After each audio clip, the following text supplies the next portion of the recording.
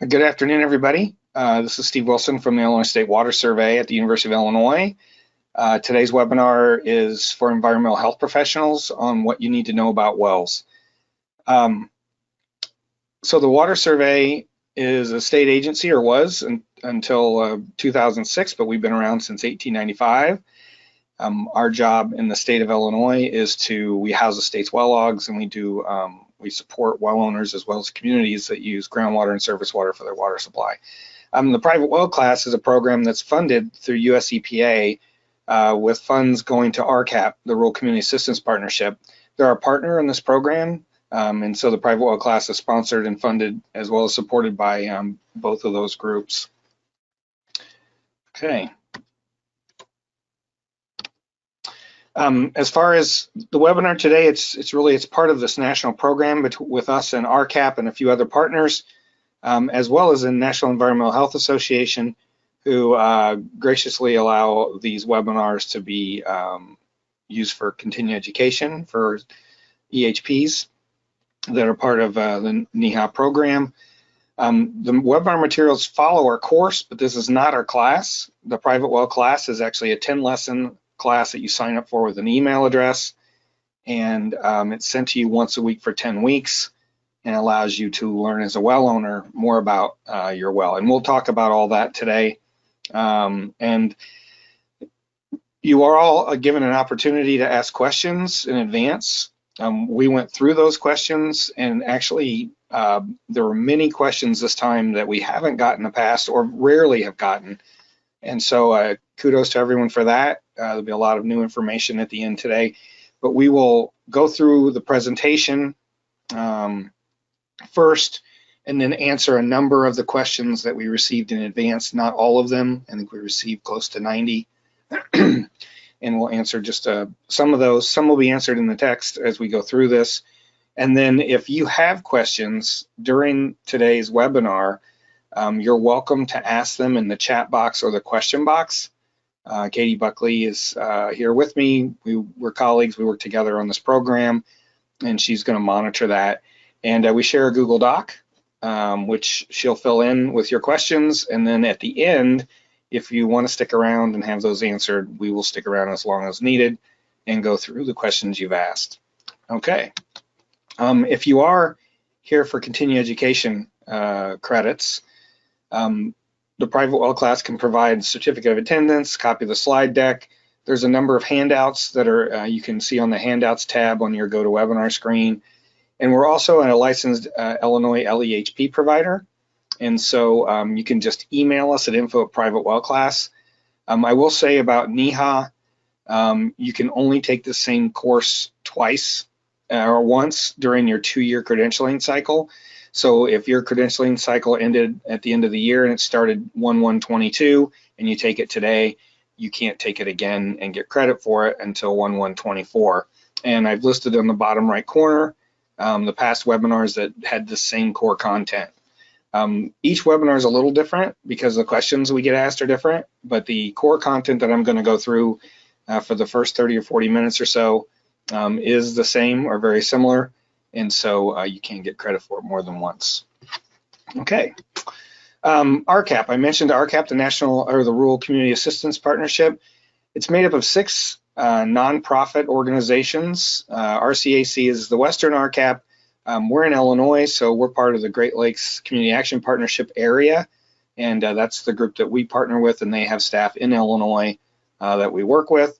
But no matter what state you're in, there's an RCAP affiliate there that you can talk to. And that's important because they're a great partner. If you're at a health department and you're interested in doing a workshop or have a well owner that has a specific problem that you need help with, you can contact us and we can contact RCAP, or you can, and they'll come out and assess the well and provide advice, and it's all free. It's all funded through US EPA to provide that service.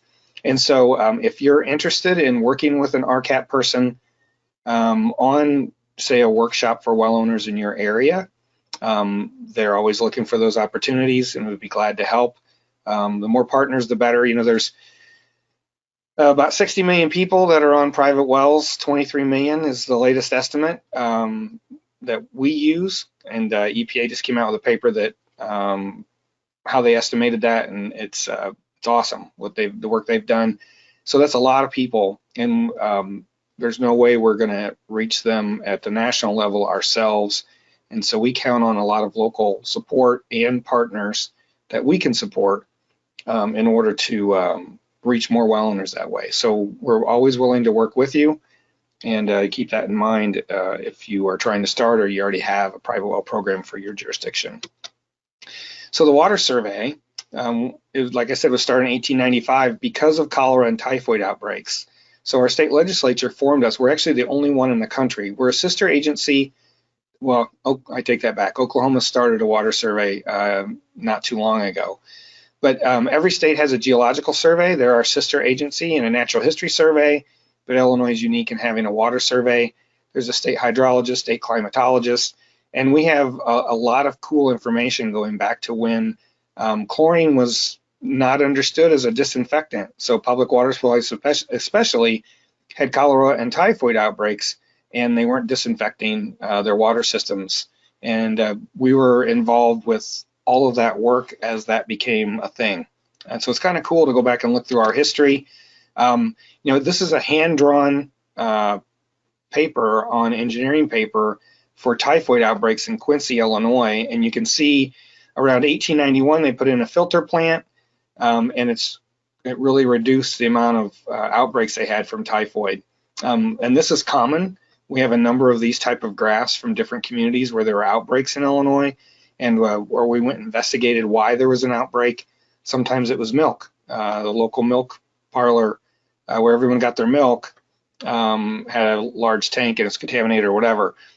But it's all this stuff's in our records, and it's really, from a public health standpoint, it's really cool to go through and look at this and understand where we were 100 years ago with water quality and the risks that we had versus where we are today.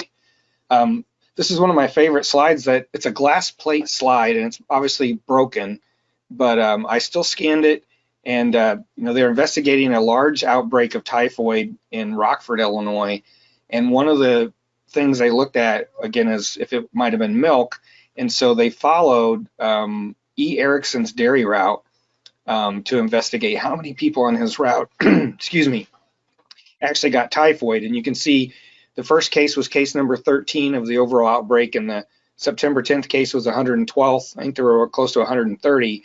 So clearly there's only 6 cases or 7 cases here of that, but it's interesting to go back and look at how they went about trying to discover and find that source back in 1913.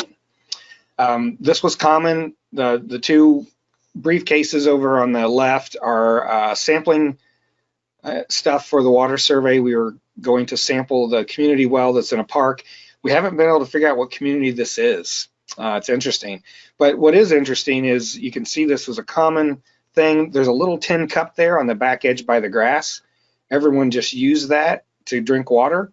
That hand pump probably has biofilms all over the inside of it. There's no backflow prevention devices or any of those sorts of things. And so, it's just the way things were. We were probably a lot hardier back then, but nowadays we're trying to protect that. And one other thing is we have a lot of well logs. We house the state's well logs, as I mentioned.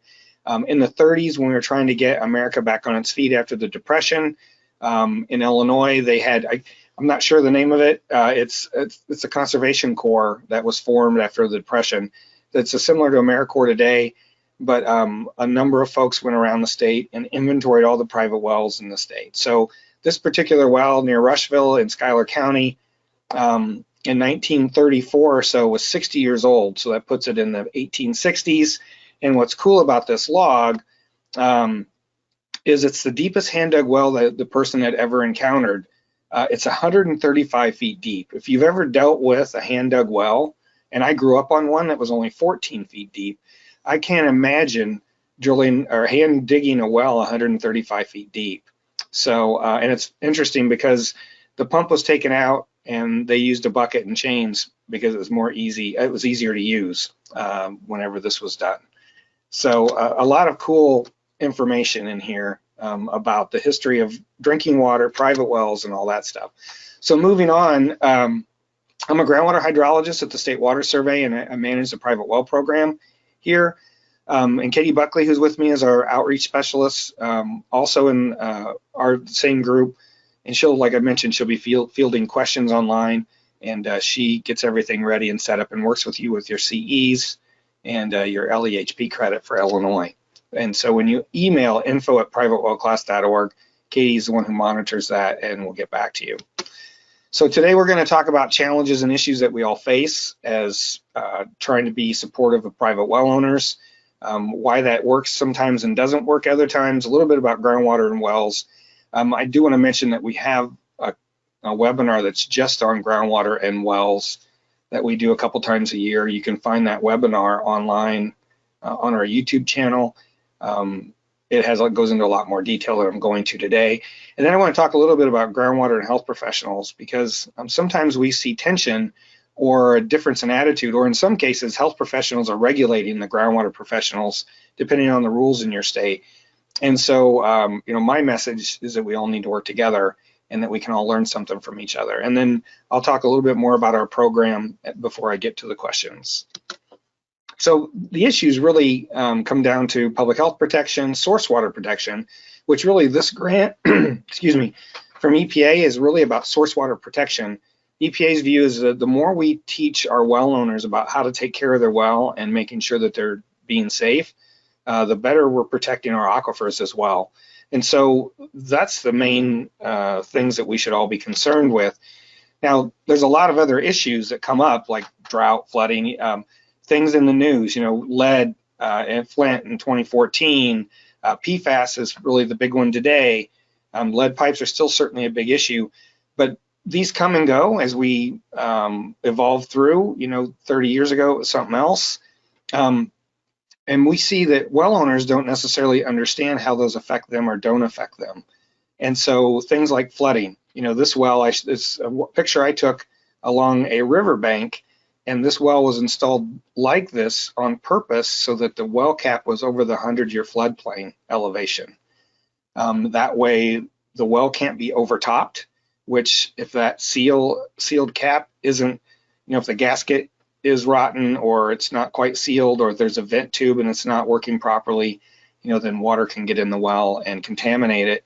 I mentioned boil orders here because I've had a number of small community water operators tell me that private well owners that are in their area outside of town will call them whenever something goes out about a boil order. When a main break of a public water system happens, they have to shut down the line and repair it, and that could allow contaminants to get into the public water system.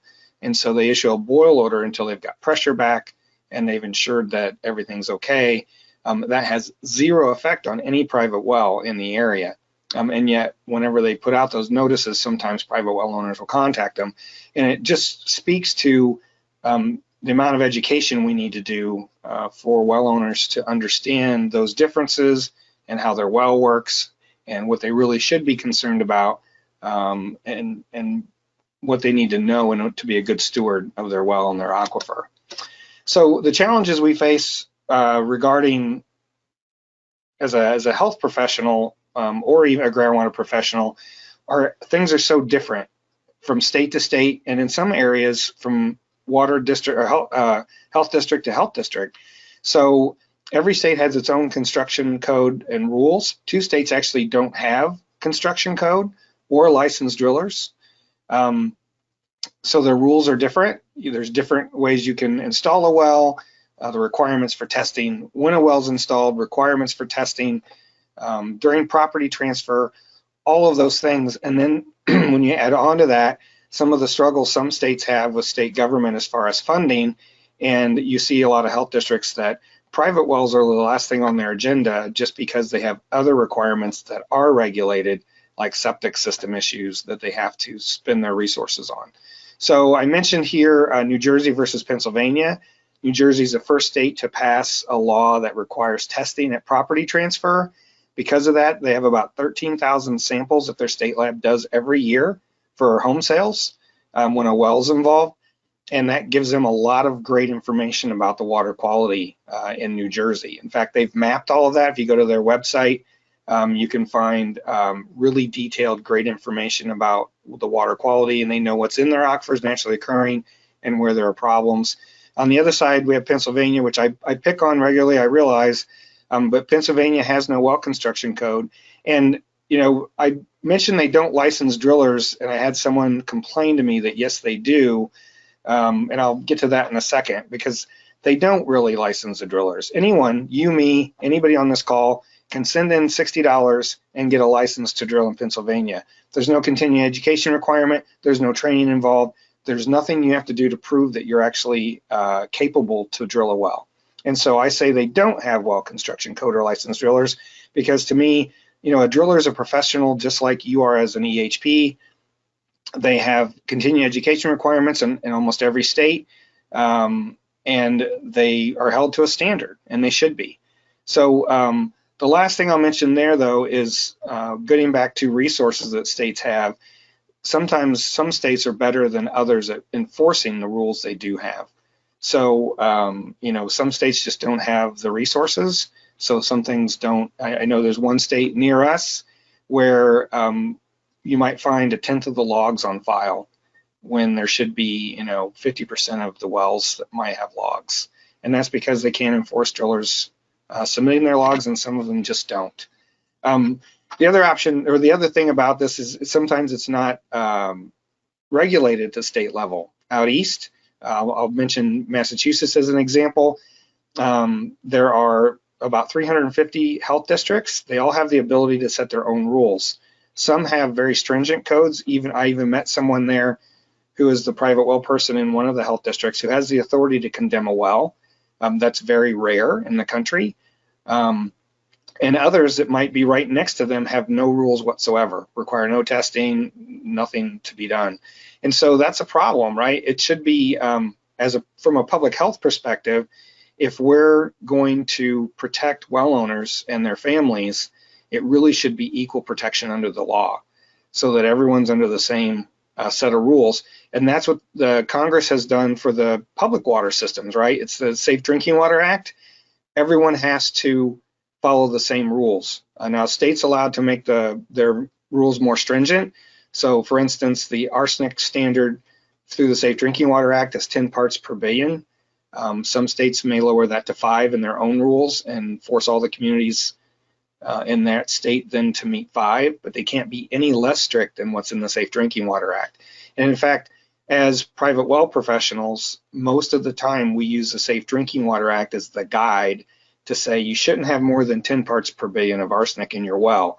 That's not a regulatory standard for a private well. They can drink water with whatever amount of arsenic they want, but our job is to tell them that, you know, this has been deemed unsafe above this level if you drink this over a long period of time. So the other issues then are county health departments or local health departments that, because they're focusing on other things, may not be adequately trained. You know, I know when we started the private well class, the 10-lesson class I mentioned, the first year, over 20% of the people taking the class were sanitarians or EHPs. Many of them commented in the evaluation that they wish this class would have been available when they started their job, because they had to learn about inspecting private wells on their own. There just wasn't a lot of information available. So what that leads to is a really unorganized local approach to supporting well owners in a lot of places in the country, and different rules in different places. And that's just, our role, I feel, is one to try to standardize some of those things and create, bring the entire level of knowledge that we all have up a little bit to a point that we're all doing a little better job of protecting public health. And I just want to mention what's on Pennsylvania's webpage regarding licensed drillers. A license does not imply that a driller has knowledge of proper well drilling or well construction practice. And that's all I'll say there. These are the two biggest issues. I listed all those issues before and mentioned a few others. These are the two things I find, and I've worked with well owners for over 30 years, and that doesn't make me the authority or the expert. But what we see more often than not is poor construction. Wells, whenever a state develops construction code or changes their code to improve it, wells don't have to match that and meet it. They're grandfathered in. And so we have a lot of wells, like the one I grew up on is a 14-foot hand-dug well that my grandpa hand-dug in 1933. That's totally unsafe. Those wells still exist. You know, we see a lot of wells still in pits. In northern climates, you used to have a lot of pits because of there wasn't a pitless adapter. And then the other issue is well owners just assume their wells are safe. They don't have the knowledge. They assume because it's coming out of the ground, it's okay. That was my dad, honestly. And we can do something about both of these by taking care of the second one. If we can reach well owners and inform them and give them the basic skills to manage their well and understand that they're actually a water operator for a very small water system that's serving water to their own family, we can make a difference. So the problem we have, though, is that well owners come from every class you can think of. Wealthy, poor, educated, uneducated, every social group. There's really no demographic that well owners don't exist in. And so that leads to a really difficult time providing a message. So in your local area, if you're going to have a campaign as a public health district or department on teen pregnancy or smoking, you know who you're targeting. It's a specific thing. You can't, you're not trying to reach everybody necessarily. You have people who've been on a well their entire life, or people who moved from a city. They've always lived on public water and moved to the country or to an area with a private well. They have no idea how to take care of it. That actually happened here. We had a professor in finance who came from New York City to take a position at the University of Illinois. He called us when he didn't have water and had no idea how to take care of his well. He'd always lived on city water and just assumed it'd always be there. So, and I mentioned a very rural area like I grew up in. There was one well in our section, 1 mile section, legal description section, and it was ours, and it was an old hand-dug well, versus Cook County, which is really the Chicago proper area. There's 6 urban counties surrounding Cook County.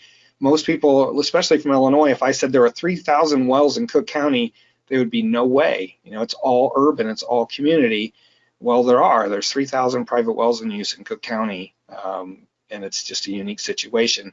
And somebody in Cook County that's surrounded by, a total metro area has a much different view of protecting their water quality than like where I grew up, where we had livestock that could walk right by our well and some of those things.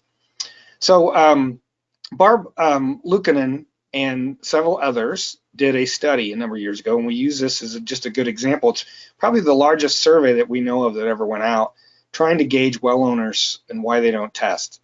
So you can see all the information here, but on the bottom left, 87% were slightly or not worried, and this is without testing their well ever. And then you can see what they did is they had a $2 bill or a free test or both, and it really made a difference on whether people responded or not to their survey. And it was some work to fill it out, but it just shows what it takes to get people engaged. And Barb would tell you that some folks even returned the $2 bill because they felt it was their civic duty to respond to the survey, which is really awesome. If everybody felt that way, it'd be a lot different, I think. But they gave them a laundry list of questions or reasons why they hadn't tested. So the top 10 are listed here, but there was a lot more than that. Top 1 is we've been drinking it for years. Everyone just assumes it's safe, not realizing that things like arsenic can cause cancer, but it's got a lifetime advisory. So it's after you've drank it for 40 or 50 years, you might show up with cancer, and it's because you were drinking water with high arsenic. You didn't even know it. Arsenic, you can't taste it, smell it, or see it. And so it's one of those things that it's the 7th most common element in the Earth's crust. A lot of groundwater has arsenic in it. It's not everywhere, but without testing, you won't know. And some of these, I didn't know what to test for. You can look down the list. The bottom one, I don't want to know. So I always tell a story. I had this happen to me. We were doing a study looking at the spatial variability of arsenic. And to do that, we were sampling private wells in rural subdivisions. So there's a lot of wells in a small area. So maybe on a 40-acre or a 20-acre plot, there might be 20 or 40 homes. We went to one gentleman's house and said, we're doing this work, we'd like to sample your well. We're trying to see how variable arsenic is over a short distance, because in this particular aquifer, it's very different over a short distance. You could have an order of magnitude different within several hundred yards. We were trying to figure out why. This guy said, well, you can test my well if you do it when I'm not home and you don't send me the results. So I asked him why, and he said, well, because I'm trying to sell my home. And in Illinois, there's a form you fill out that's legally binding that asks you, do you know of anything adverse about your well or your septic? And he wanted to be able to honestly answer that question, no. So he chose to not be informed. And so you just don't know what people's motivations are or why, but it's important to figure those things out if you're going to try to reach out to well owners in your area. So these three, I didn't know what to test for, don't know how to test, didn't know I should test. Those are things that we can help with by doing, by reaching out to the well owners in our area and trying to inform them, advertising, all those things. I know that costs money, but the more we inform our well owners, the better off we are. Some of these are just lack of knowledge, right? Oh, it's probably fine. I don't really want to know. It's just a lack of understanding. And if we can inform those well owners, we can do something about that as well. So why are they hard to reach? There are really a lot of reasons. They just believe groundwater's safe, human nature. So, you know your tooth's bothering you, or you have this thing you should go to the doctor for, but you put it off. Why do you do that? Because you're worried it's going to be something bad or that it's going to cost you a lot of money. Same way for testing your well. What happens, the biggest thing we hear is some well owners don't test because if they test and realize they have an issue, they can't afford to add treatment. And so I don't have a good solution for that, but there needs to be something developed, and we need to find a way to make that not a barrier. And so, yeah, anyway, cost to perceived costs, no one's gotten sick. Well, maybe not, or maybe they have, and you didn't realize it was because of your well. There's just a lot of things. Even, I don't trust the government. I'm doing my own thing. You have a lot of people, do-it-yourselfers today, who'll put in a sand point. That's the most risky type of well. They're not allowed in most states anymore, and yet you can get online and find information about how to do it, and you can go to a farm and fleet or a rural home store and buy everything you need to put in a sand point for less than $1,000. That's a shame because they're really a risk. They're in a sandy area where it's sandy soil. There's a lot of infiltration. There's no grout. It's just a poor way to have a water supply. And people, again, don't realize that they're doing that to themselves. So a little bit about aquifers and wells. There's really three types the way we view the world, and that's either a dug or bored well, and that usually goes in where there's no real aquifer, or they're very old. It turns out where I grew up, we had a 40 where our farmstead was, 40 acres. There is a sand and gravel aquifer at 80 feet, but my grandpa didn't know that. And in 1933, he hand dug a well 14 foot deep. And I'm going to show you a picture later in the questions. He put it in a ravine. So all the water's running towards it, thinking that's would guarantee a better water supply, not realizing that means a lot of surface runoff is going to reach the well. And it's also in a pasture, so with livestock. But anyway, so we have a lot of these old hand dug wells that are brick lined or stone lined, or a modern bored well that uses cement tile, but they're getting water from closer to the surface or from the water table, so they're typically a little more at risk. Sand and gravel aquifer wells are drilled or driven. Driven meaning a sand point is one example, but they have a well screen. And then a drilled well into bedrock or driven well into bedrock is, done differently. It doesn't have a screen in most cases. And whether you have, which type of well you have on a property is usually dependent on the geology. And so you may have choices. I know in Champaign County where we live, you could put in a sand and gravel well in 2 different aquifers, or you could put a well in bedrock below that. But the upper aquifer is, the water quality is fairly good, and it's much cheaper to put in an 80-foot well versus a 300-foot well. And so most of the wells are in the shallower aquifer. And it's important as a well owner to understand those differences, and you, if you're trying to help a well owner, to know the geology in your area. So this is a bored well. You can see the 2 gentlemen on the rig and that big hole between them and below the the rig, that's a bucket rig. It scoops out several feet, 3-foot diameter or 3.5-foot diameter, and then concrete casing would be installed in there. You put in a large diameter well, bored or dug, when there's no real aquifer, because that way water can seep in slowly from the water table or from thin sand lenses if it's a glacial setting, and can fill up and act as a storage vessel. It's almost like a cistern. We have cases where, you can pump a well dry. The water doesn't seep in that fast, but the idea is whatever water you use in the morning or at night, then when you're not at home during the day, water seeps back in from the water table and fills it back up. And so you're really storing water for times you need to use it. These are all examples of dug and bored wells. The upper left is an old hand dug well. They've got some 2x10s and 2x4s covering it with pieces of tin, concrete blocks. That's a pasture. The reason there's mud on the lower right is because that's where the cattle have been. They use those posts. They're all worn down because they use them as scratching posts. They also do their business there, and it's close to the well. So not a good situation. Those pieces of wood aren't all necessarily in perfect line and perfectly over the well. Rats, snakes, all kinds of things can get in a well like this, and we've seen everything there is to see in a well, including people. The one on the right is a traditional bored well with concrete tile with a big concrete cap. So most of the equipment is inside. There's a pipe underground that's running to the house, and they use a breaker bar, a large pry bar, to take that lid off, and we've done that many times. The well on the bottom left is also a bored well. Our code in Illinois now allows you to put that concrete pad that you see at the surface on the right down at 10 feet and just put a hole in it and extend the casing up through it to the surface. So you only have a footprint of the 6-inch diameter well that you see there.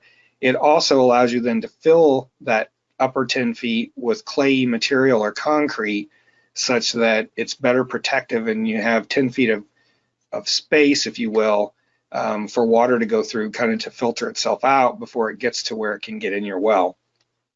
So here's those two examples. The one on the left is where the concrete tile comes to the surface, and you can see they put 6 inches of concrete around this as a best design. But each one of those seams, so the concrete tile just basically sits on top of each other. There's a male end and a female end, and so they sit and form a seal, or at least it puts them together, so to speak, but it's not sealed, so water can seep in each of those cracks. Without that concrete, water could get in here at 3 feet. If you assume, it says 8 inches minimum, but if you assume that upper tile, piece of concrete tile, goes up a foot above land surface, then the first break in the first seam is at 3 feet. And that's just not as safe. Things can infiltrate into the ground 3 feet a lot better than they can 12 or 15 feet. This shows that there's some gravel, washed gravel on each side of the well. The hole they dug, the well bore is bigger than the actual concrete tile. A lot of times it's 3.5 foot boring machine, and then they'll put 3-foot tile in there, and then they fill around it with gravel. That gives you more space to store water. And then where the water's coming in this example, are those thin sand lenses you see in the geologic material. They hold more water can move through them better, and sometimes it might be a 2 or 3 inch sand seam or sand lens that's supplying all the water to the well. On the left, or on the right, excuse me, is the other design where they've brought up just a regular well casing to the surface. It's using a pressure tank, or it's using a pitless adapter to turn to elbow the pipe into the house to go to the pressure tank. You can put clean fill or concrete in here. Usually it's clean fill that's more clay than, so that it's retards water and doesn't let it through as easily. And then the well actually starts below 10 feet. And in both of these cases, you can see the water level is the little triangle that's inside the well. The water level, which would be the water table, is down below where that is. And in some cases, you may go an extra 20 or 30 feet just to have more storage. You know, if you're watering your garden or you have livestock, you may want a deeper, large diameter well, or make it wider. We've seen hand installed dug wells that were 20 foot in diameter in a few places. So this is a typical design. Then a sand and gravel well uses a well screen. This is a well screen, and it's the space between those stainless steel wires is based on the size of the sand grains in the material drilling in. So you can buy screen that's different slot sizes, which are break down to 1/100th of an inch, and the 10 slot screen is one. So that's the way they're sized. And so when you drill a well, the driller is collecting samples of the cuttings that are coming up, and he's looking to see how fine the sand is, and that dictates what kind of screen you can put in. And then you also put a gravel pack around that size such that it won't fit through the screen, but it helps keep the fines from getting through the screen. And so your well won't pump sand, because that's usually very detrimental to your pipes and your pump. And so in most cases, I'll say in a 200-foot sand and gravel well, the screen's going to be the bottom 5 feet, and it's going to be stainless steel like this. Above that, it could be steel or PVC, but it's solid pipe. So the only place water gets in a well, in a sand and gravel well, is through the screen. And that's really what's different between it and a bedrock well. So this is just a simple well log. In this case, there's 4 feet of topsoil and then 41 feet of sand and gravel. The water level is only 3 feet below land surface, and that's number 17 on this picture. And so they pumped it at 50 gallons a minute for 3 hours, which is, most private wells are going to have a 5 gallon per minute pump in them, unless there's a reason to have a bigger one. And so they pumped this 10 times what they need to for a private well, and it didn't drop the water level at all. And so it's because this is all sand and it's at the surface that there's a lot of water available. Sands are very transmissive. It allows water through it, so it's pulling water from all around it. That's good and bad. When you only have 4 feet of topsoil, and if that's sandy, that means that anything that gets on the ground and it rains is going to infiltrate down into that aquifer, and you're pulling water from, it's a lot more likely that you're going to have a problem. So in this case, the screen is from 41 to 45 feet, so they put a 4-foot screen in. And then so that's kind of the basic information here. And the good news there is that by having the screen at 41 to 45 feet below land surface, anything from the surface has to go through 40 feet of sand to get to the screen. And sand's a natural filter. Communities use big sand tanks to filter their water as part of their treatment process. And so it really helps reduce the amount of contaminants that might get to it. Okay, the other type of well is a bedrock well. And in this example, you see that it says saturated, overburden, and overburden. So that's the clay, silt, sand that you might have above the bedrock. In a lot of cases, bedrock's at land surface. But typically what you in a sand and gravel aquifer, all the water's coming from in between the sand grains. And I didn't mention this, but if you have a 100-foot thick aquifer at sand and gravel, the porosity of that's about 30%. So if it's saturated, there's 30 feet of water there, which is why that's so able to pump so much water. You don't get water from bedrock. You get water from cracks in the bedrock and the fissures in the rock. And I mentioned here, possibly from the rock itself. If it's sandstone, it can have some secondary porosity in it and maybe store a little water, but typically it's all from the cracks and fissures in the rock. So when you drill a bedrock well, you're trying to hit those cracks and fissures because that's where you're going to get water to come in the well. So what you do when you drill that is you put casing in, but you only put it 10 to 20 feet in the rock, and the rest of the hole is just left open. If you think about it, if you put casing all the way down and it's solid casing, like this shows steel casing, those thin blue lines that are going at angles are the cracks in the rock, the fractures. The very first one closest to the well that you hit is above the casing. So none of that fracture is actually contributing to the well, other than if it's connected to other fractures that are connected lower. So the casing only goes 10 to 20 feet into bedrock, and then that well extends down, let's say it's also 200 feet. If the overburden is only 20 feet and then you've got 10 to 20 feet of casing, you could have only 30 feet of casing for a 200-foot well, which means water can get in a bedrock well, in this case, from 30 all the way down to 200. And 30 feet's not a lot of protection, right? Plus, it's getting water from fractures, which you can see, like the fracture on the upper left that's going up towards the saturated overburden, and it runs off the diagram. You don't know how far to the surface that may go. It may go all the way to the surface. And then you have direct infiltration through that fracture from the surface that can get down into your well. So they can be influenced over a larger area because it may only be 1 or 2 fractures that are contributing to that well, if it's a bedrock well. And so it really depends on where those fractures go and how interconnected they are with other fractures in the bedrock. Here's a typical bedrock well. This is actually for a camp, so it's a little bigger. But if you look at number 15, it says there's 101 to 179 is PVC, and then 179 to 199 is black steel. So if you look down at number 18 and the geologic formation, they hit limestone at 189. So they hit limestone at 189. They needed to seat the well casing 10 feet in, so that's 199. So they use steel to seat it in the bedrock and make sure it's stable. That's because if you torque PVC, you're going to crack it. You're not going to be able to torque the black steel, and it's a lot more sturdy, right? And so in this case, they use PVC for the upper 179 feet because it's cheaper than the steel is, and it saves the well owner money. And it works just as well when you, but you need the stability of the steel. But then below 199, the well goes to 260. So from 199 to 260, there's no casing. It's just the limestone itself acts as a casing in the hole you drilled through it, and you're hoping you hit some fractures.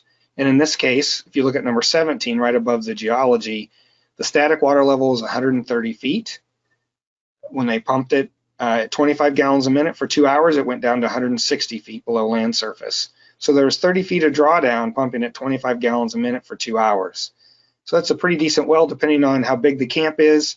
Maybe they only are going to use 10 or 15 gallons a minute.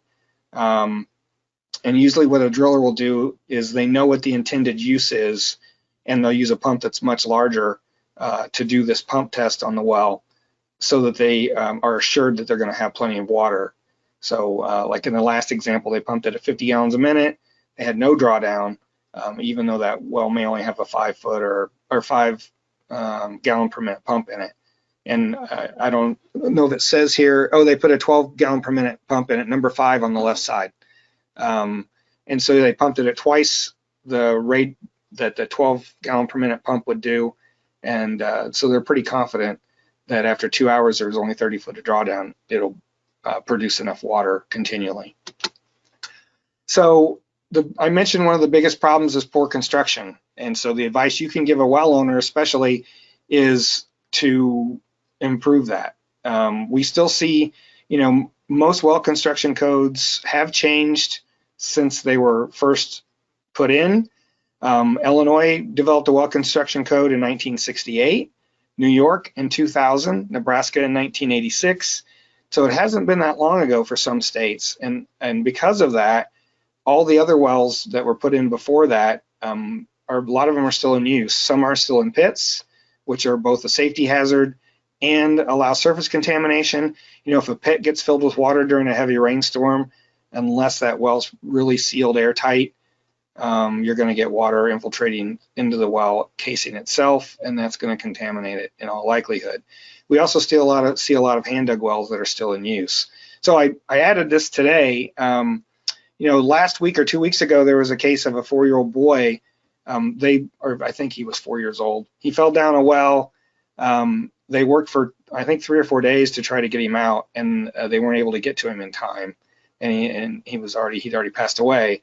And so that made the news. And then just this morning, there was a well in India that is a large diameter well that had a steel plate over it. I'm not sure how big it was. I haven't seen any pictures yet, but it was at a wedding and people were sitting on this steel plate and it caved in and killed 13 people. And so you think, well, that's in Morocco or India, but it's not just there. We see wells that have improper lids, if you will, and caps all the time. And so I wanted to mention that because this is from the picture on the upper left. Rotting plywood gave way over a well and a woman fell to her death. This is a little well house, and this comes from the Washington State Department of Ecology. They are the state agency in Washington State that regulates well drillers and well construction. And so they have a blog, or had a blog. This is a number of years old now. I think it's from 2014 or 15. But the woman probably had walked over that plywood, hundreds of times. And this time it broke and gave way and it killed her. You can see the blue pump. You can see the little funnel there. That may be for adding oil to the pump. It's just sitting there. And all that gray stuff on the ground, I would guess that's likely insulation. That's because this is an old building, and that's obviously that corrugated pipe is the well casing. And it's rusty and everything else. Rats can fall in here. That fiberglass can fall in there. It's just a really poor well. And I've already shown you the picture on the bottom. We did a study in a number of counties in downstate Illinois that are mostly dug or bored wells, and we sampled them for pesticides and nitrate back in the late 90s. And this was one of those wells, and that's what that bottom picture is. And the picture on the upper right, that's a dead goat. And you can see there's a piece of concrete tile at the top, but down below where the goat is, that's stones. And Don Kelderman, I met him, he was down in Southern Illinois. He was investigating his family history, and I was down there to meet with some irrigators, and he had this picture, and this well actually isn't in use anymore, but it had been, they didn't seal it at the top, and the concrete tile only comes up about a foot above land surface. So a goat made its way there, saw there was water in there and fell in, and that was the end of it. But we see, well, I'll show you some more pictures, I'm sure. This happens a lot, and it's because people don't understand that they need to have their well properly sealed at the surface. Ironically, I was teaching a class at our university high school this week on groundwater and wells to a number of students, and I showed them that picture, and I think that was the highlight of their entire 3 days of my teaching them about groundwater. Was the dead goat. So what do you do with these wells? Try to at least recommend to the well owner that they bring them up to the current code if they can. And I realize that could be expensive, especially a well in a pit. It's a hazard. We see tractors get stuck in those. People drive over them, all those sorts of things. Fill it in with clay, extend the pipe to the surface, all that stuff. And you can talk to a lot of different folks in advance to make sure you're taking the right steps if you're a well owner, or the advice you give them as an EHP. But they're really dangerous. They can cause contamination, and it's just a good idea. Same thing with abandoned wells. So because well logs weren't required, like in Illinois, until 1968, and in other states much later, there's a ton of wells that we have no records for. It's estimated in Illinois we have about 750 to 800,000 wells currently in use, and yet we only have logs in our records of about 450,000 wells, and some of those have been sealed. So it's just the nature of the business we're in, if you will. Many times, one of the things we tell well owners is you need to have your log. It tells you so much information about your well, and they go to their local health district or their state agency or county health department, and there is no record for it. Just like the well I grew up on, and it was hand dug in 1933, we have no record for that. It's just the way it is. So many of those wells then get left behind, so to speak. A farm gets torn down, somebody buys the property and puts a new house up, they put a new well in. They think they're going to keep the old well maybe just to water the garden or a few livestock. It eventually just gets left behind. It's not only a potential source of contamination, but it's also a safety hazard. And if you're the owner, and the message I try to tell well owners is, if somebody walks on your property, whether they're supposed to be there or not, they fall in and get hurt or killed, you're likely going to be responsible for that. So it's really just a bad idea. And there are programs, depending on where you live, to cost share that. And it's different in different areas, but like in Champaign County, our Soil and Water Conservation District has a program where they'll cost share half of the cost of the sealing an abandoned well. And it's typically, it ends up costing them about $500 and the well owner about $500. And I know in some places it's more expensive than that. Depends on the well, how deep it is, what kind of well it is, all those things. And some contractors just charge more in different areas. So it's really kind of something to look into, though. Speaking of abandoned wells, though, both of these pictures are also from the Washington State Department of Ecology. They're pulling this horse out. That's one thing. The picture of the Sheldon man that they're getting out of a well, he walked into his backyard and fell into an old abandoned well that he didn't know was there. Yeah, and so it happens. And this particular person was able to, they got him up, he walked away. And he was very fortunate, just some scrapes and bruises. Because 45 feet's a long way to fall, no doubt. And then the newspaper clippings are all from the 90s. 3 of these are in Illinois, where someone had either died or fallen in a well. And the third one is Jessica McClure, the little girl who was covered live on CNN. I want to say it was like in 95 maybe or 97. She was 18 months old. CNN picked it up, and it was, I mean, all through the night you could watch, I remember this, you could watch them trying to dig her out, and she was singing to her rescuers, and sure enough, they got her out the next day, and she's a grown woman with 3 kids of her own today. But yeah, the point is we should seal all these wells so that doesn't happen. So the last thing I want to talk about today is really the difference in groundwater and health gaps. Groundwater is really complicated. You know, there's many times like we're right here in Champaign County where I'm at, we have 2 or 3 sand and gravel aquifers at different depths. And that's because when the glaciers deposited material, we've had multiple glaciations here. So understanding that's important. The water chemistry of each is different. And I'll use an example. We had some folks from CDC wanting to do a study where they looked at cancer risk based on wells. And there was a cancer cluster in one county, and they were wanted to show that it was probably related to people drinking well water. Well, in that particular county, part of the county has wells that are in an aquifer, and part of them have dug and bored wells because there is no aquifer. And in one part of the county, there are multiple aquifers. You could have a well at 50 feet or 150 feet, and all of them have different chemistry. And so when they look at the cancer data at a county level, they wanted to just lump all of those folks together, and you can't do that because it's different water quality. And in addition to that, there are a lot of people these days who have a private well who choose to drink bottled water. Our advice is that you make sure your water's safe and you use the water in your well, but some folks choose to, rather than do that or add treatment, without knowing who's on bottled water and who isn't, there's no way you can use that data as a health, to inform a health study, so to speak. So that's one thing. That's on, on my side, on the groundwater side. And so they're not straightforward. And the health community sometimes doesn't have as much experience, and that's why you need a groundwater professional involved in your work, the same way that I include health professionals in everything I do, because I know that one, if somebody asks me a health-related question, I tell them they need to talk to their doctor or someone at their local health department, because you folks are trained to answer those questions, and I am not, and I should not be giving that advice.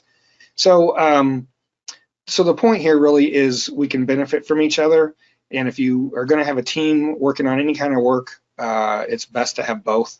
And we still see that some groups feel like they're the authority and push everybody else to the side. And the bottom line is none of us know everything. And I wrote that here, the lagoon example. I formed a work group of 12 people that I considered well experts to put together the assessment tool. I'll show you in a few minutes.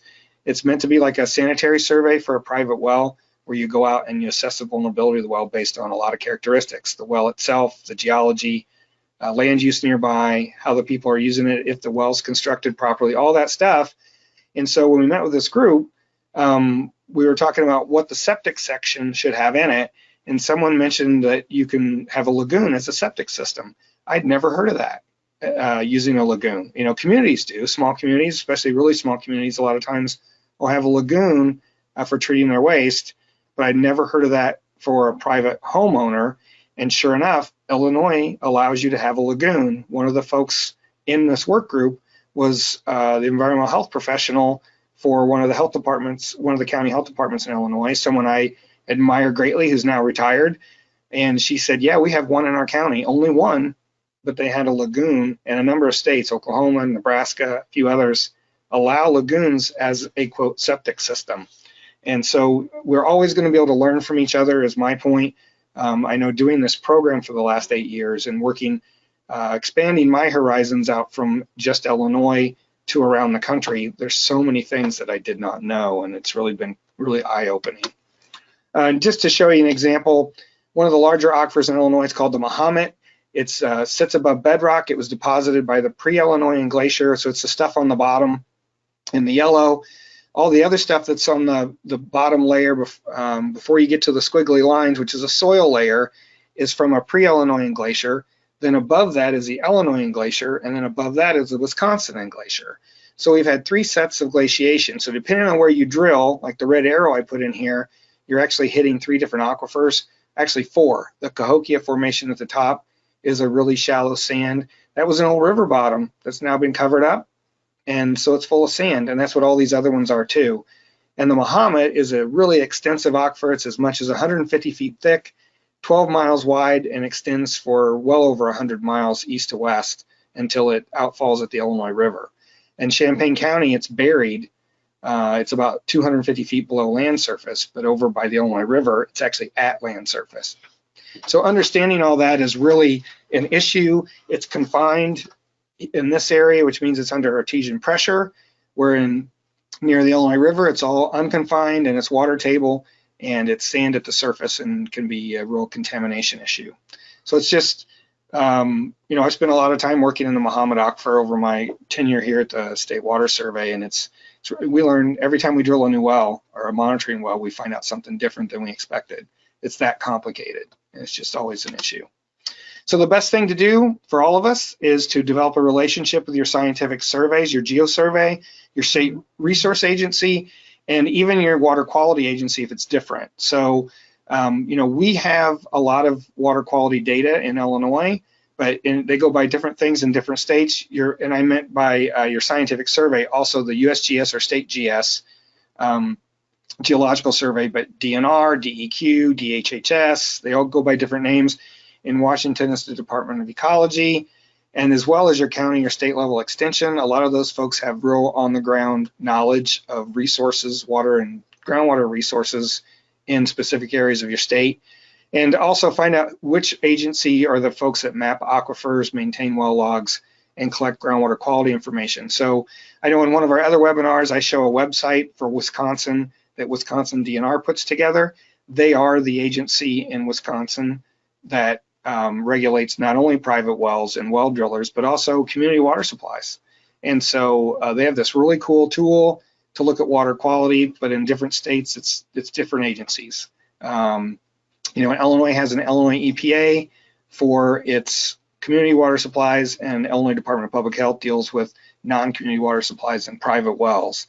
So you can learn a lot from those folks, and they would, I'm sure many of them are geologists, hydrologists, or civil engineers, and they can certainly learn a lot from you about what they should be telling well owners who have issues related to their health and protecting their health. So I want to talk a little bit about the private well class if you're not familiar with it. Most of the time when we ask people in a webinar, have you taken the class, a lot of folks assume these webinars are the class, and they're not. So typically it's 10 to 15% of the people on our webinars that have actually taken the private well class. You sign up at privatewellclass.org. It asks you, well, I'm getting ahead of myself, but it's 10 lessons. They're PDFs. They're mailed to you once a week or emailed to you once a week. You're on your own to take them. I will say, and I'll talk about this in a minute, that for EHPs, if you want credit for it, there's another avenue for you to go through those lessons, although you have to take quizzes for each one. And so these webinars are meant to support that. It's a lot more detail. They're 6 to 10 pages each, and they go over topics ranging from how water gets in your well to common water quality concerns, best practices for managing your well, all the way through treatment and what to look for and how to sample. And so for well owners, it's meant to be kind of a well owner 101 to give them the tools so that they can ask better questions and understand the basics of how their well works and what their geology might be. So it's really the answer to what can I do to help private well owners understand their wells and their water. So this is our front page, privatewellclass.org. You click on Learn by Email or Take our free class, and it takes you, well, this is actually under the resource library. For each lesson, the first one's called The Science of Groundwater. We list a lot of other resources that are publicly available and free from mostly state agencies or universities that you can look at to get more information. And the idea there is maybe the 6 to 10 pages we provided you left you with some other questions. You can go into some of these resources and find out more in more detail. And so there's one for each of those. I know we had a question today about about flowing wells, and I refer people to the Michigan Flowing Well Handbook, which is the first one under the second lesson. It's a really great resource for that particular issue.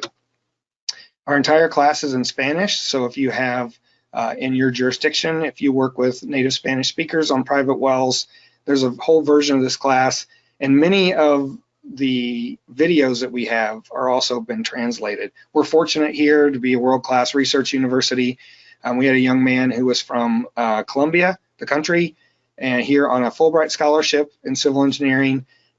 He worked for us for a couple years, translated this whole thing. All the figures really made a big difference in our view of what these resources should be and how they should be put together.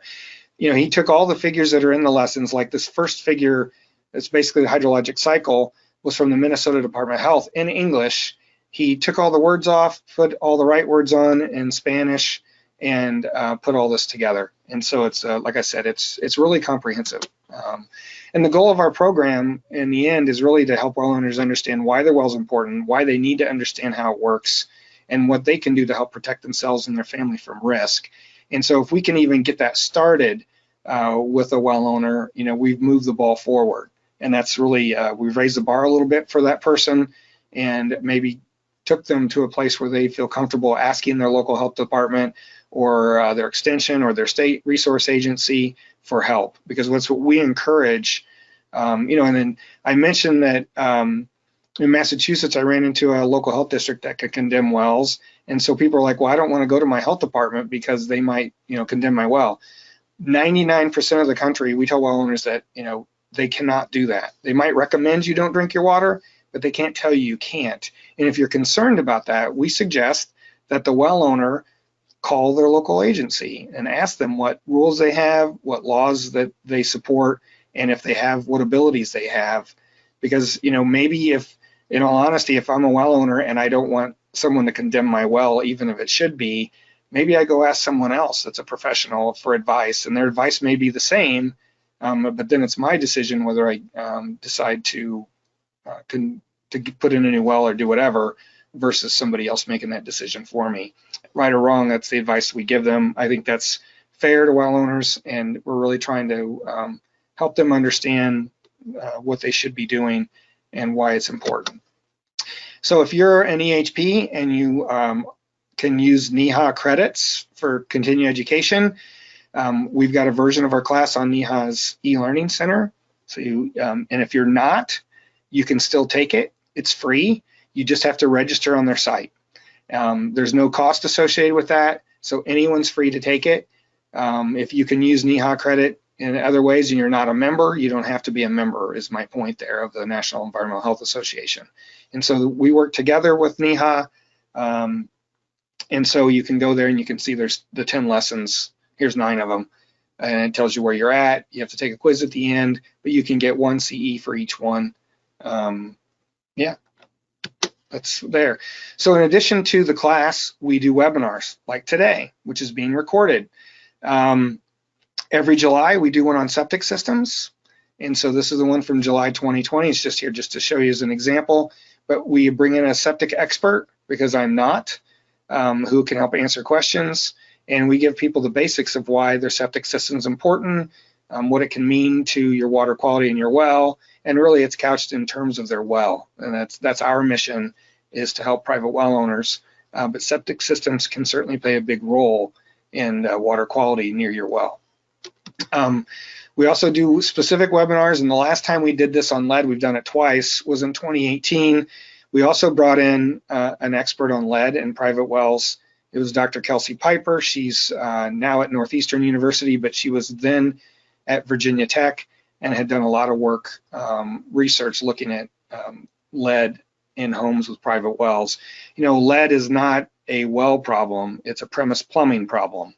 And it can be a problem if the piping or brass fittings or your drop pipe for your well, for your pump, are made out of galvanized or some material that contains lead or copper. But typically it's your premise plumbing with copper with lead solder or lead pipes or galvanized pipe. And they have an issue in Virginia, especially the Piedmont Aquifer there has a very low pH, and so it's most of it's pretty corrosive and aggressive and leaches lead. And so they found a lot of it and some interesting stuff. So she presented over half of this webinar, and it's got a lot of good information for what you should be if you're or what you can tell your well owners if they have an older home, right? Lead was allowed in the last state to not allow lead pipes was Illinois. And because of that, we have more lead pipes in Illinois than any other state. That was in 1986. But lead-free really isn't lead-free until after 2014. So even lead solder that was considered, quote, lead-free before that had as much as 5% lead. And research has shown that that little amount of lead in just the solder on a copper system, if you have copper pipes in a home, can leach enough lead that's measurable and causing problems. So it's worth listening to or watching. And again, all of our webinars, now this is in 2018, there were 45. So we do 12 to 14 a year. And so we're up to in the 80s, I think, number of webinars that are online you can watch on our YouTube channel. Yeah. And for lead specifically, we created a resource page. It's just privatewellclass.org/lead. And it's got resources going back to all these different, like the webinar that Dr. Kelsey Piper did is there under lead and drinking water, information from CDC and EPA and information from research they've done on filters that'll take out lead. All that sort of stuff is in here to give well owners a source of information to understand what their risks might be. There's also a series of now, I think, 18 training videos that are 4 to 6 minutes long.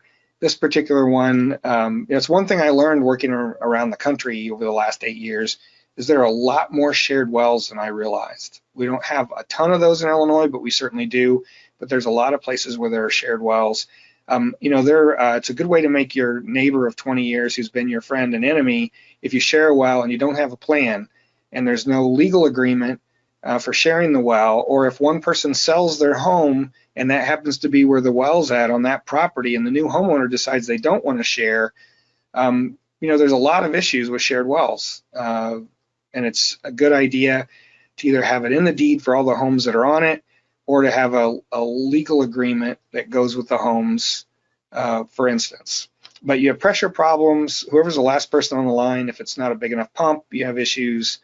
It's just, or if everybody's using water at the same time, it can be an issue. And it's just a lot of things. It's just not a good idea is the bottom line in most cases. Why does my well keep losing pressure? Or alternatively, we have another one called, how does my pressure tank work? I'm sorry. That's probably the most popular video we have. The one on, it's not this one, but the one on how does my pressure tank work? And that tells us that, one, there's not a lot of information out there on that particular topic. And two, a lot of private well owners have problems with pressure, not understanding where to set their pressure switch, some of those things. And again, this is just a basic walkthrough of how it works and what you can do. You know, if your well keeps losing pressure, it's really probably not your well, it's your pressure tank, you know, just a lot of things that are common problems that well owners might face. So we have a podcast. Season 1 went out in the fall. This is lessons 3 and 4, not lessons, but podcast 3 and 4. We interview an expert on either a private well or a rural drinking water issue.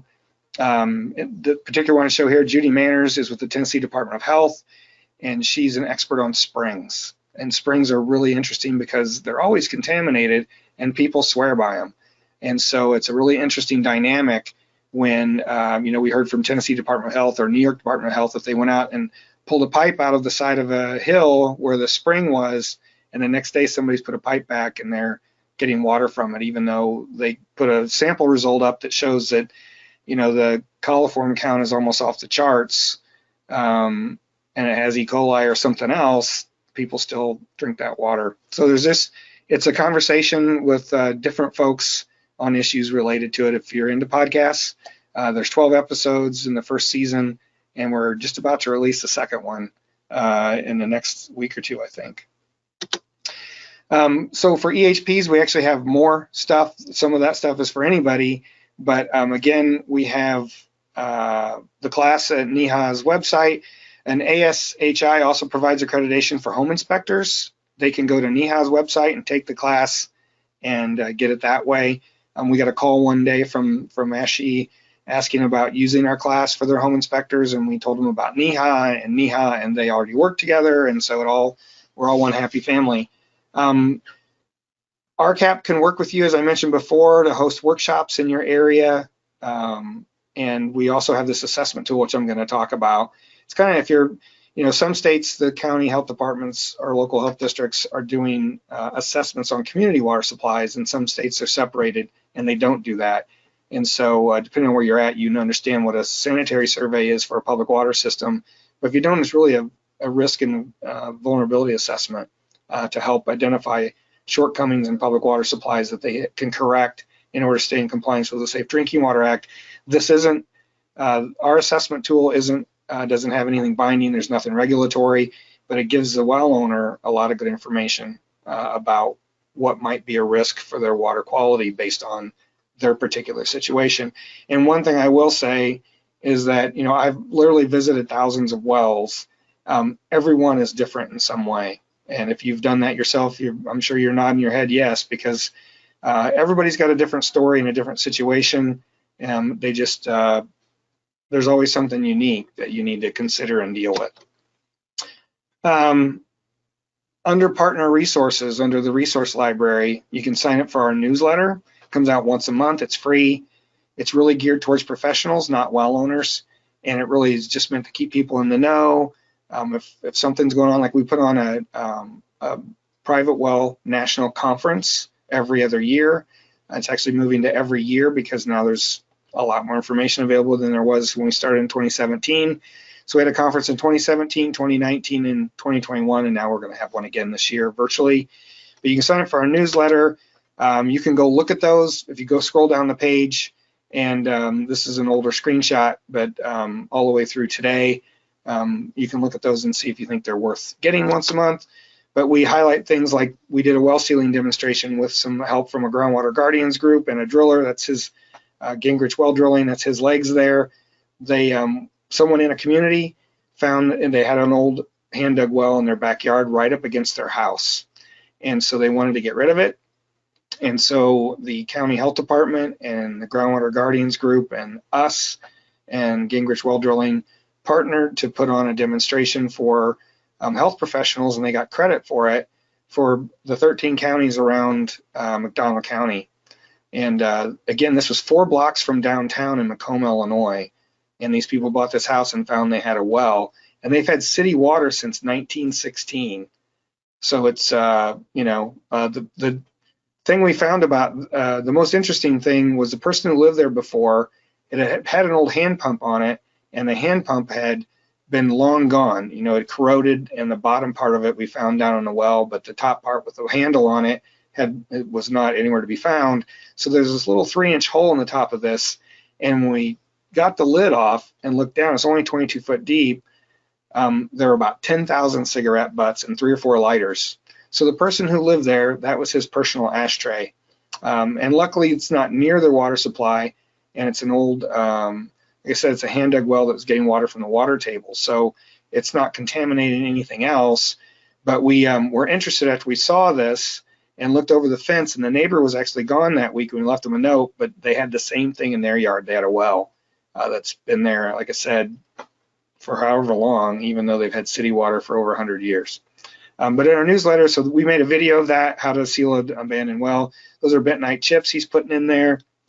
You know, we try to highlight things that are going on. Our webinars are some of our partners' webinars, if we know of, going on in an area, or any other workshops that are going on. And so the site assessment I mentioned, it's a site assessment, a well assessment, a geologic assessment, and allows you to make recommendations. And really, the best part about doing this assessment, it's one-on-one with a well owner, is it gives you a chance to talk to them and explain things to them. And it's just an opportunity to raise awareness about testing, best management practices.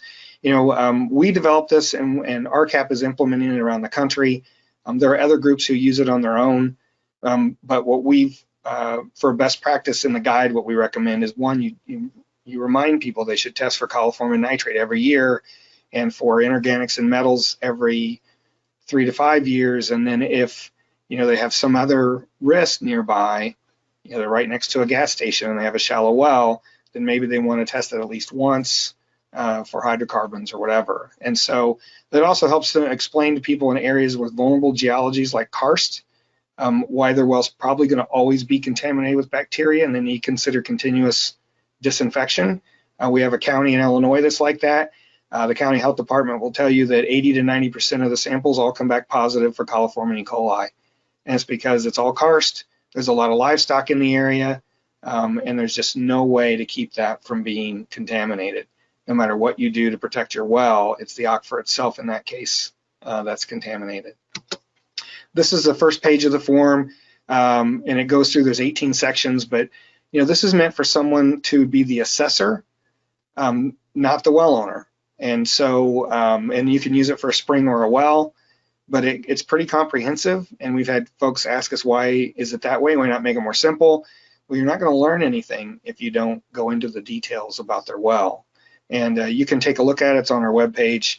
But like I said, there's a group in Massachusetts using it now. They're doing testing, and they're also doing assessments on every well they do. And so it's giving the well owner a lot of good information. And with this program through RCAP, we developed this so that when RCAP staff go out and do an assessment, they complete this, and actually it's a fillable PDF now. And so it's all typed, or you can do it in a tablet.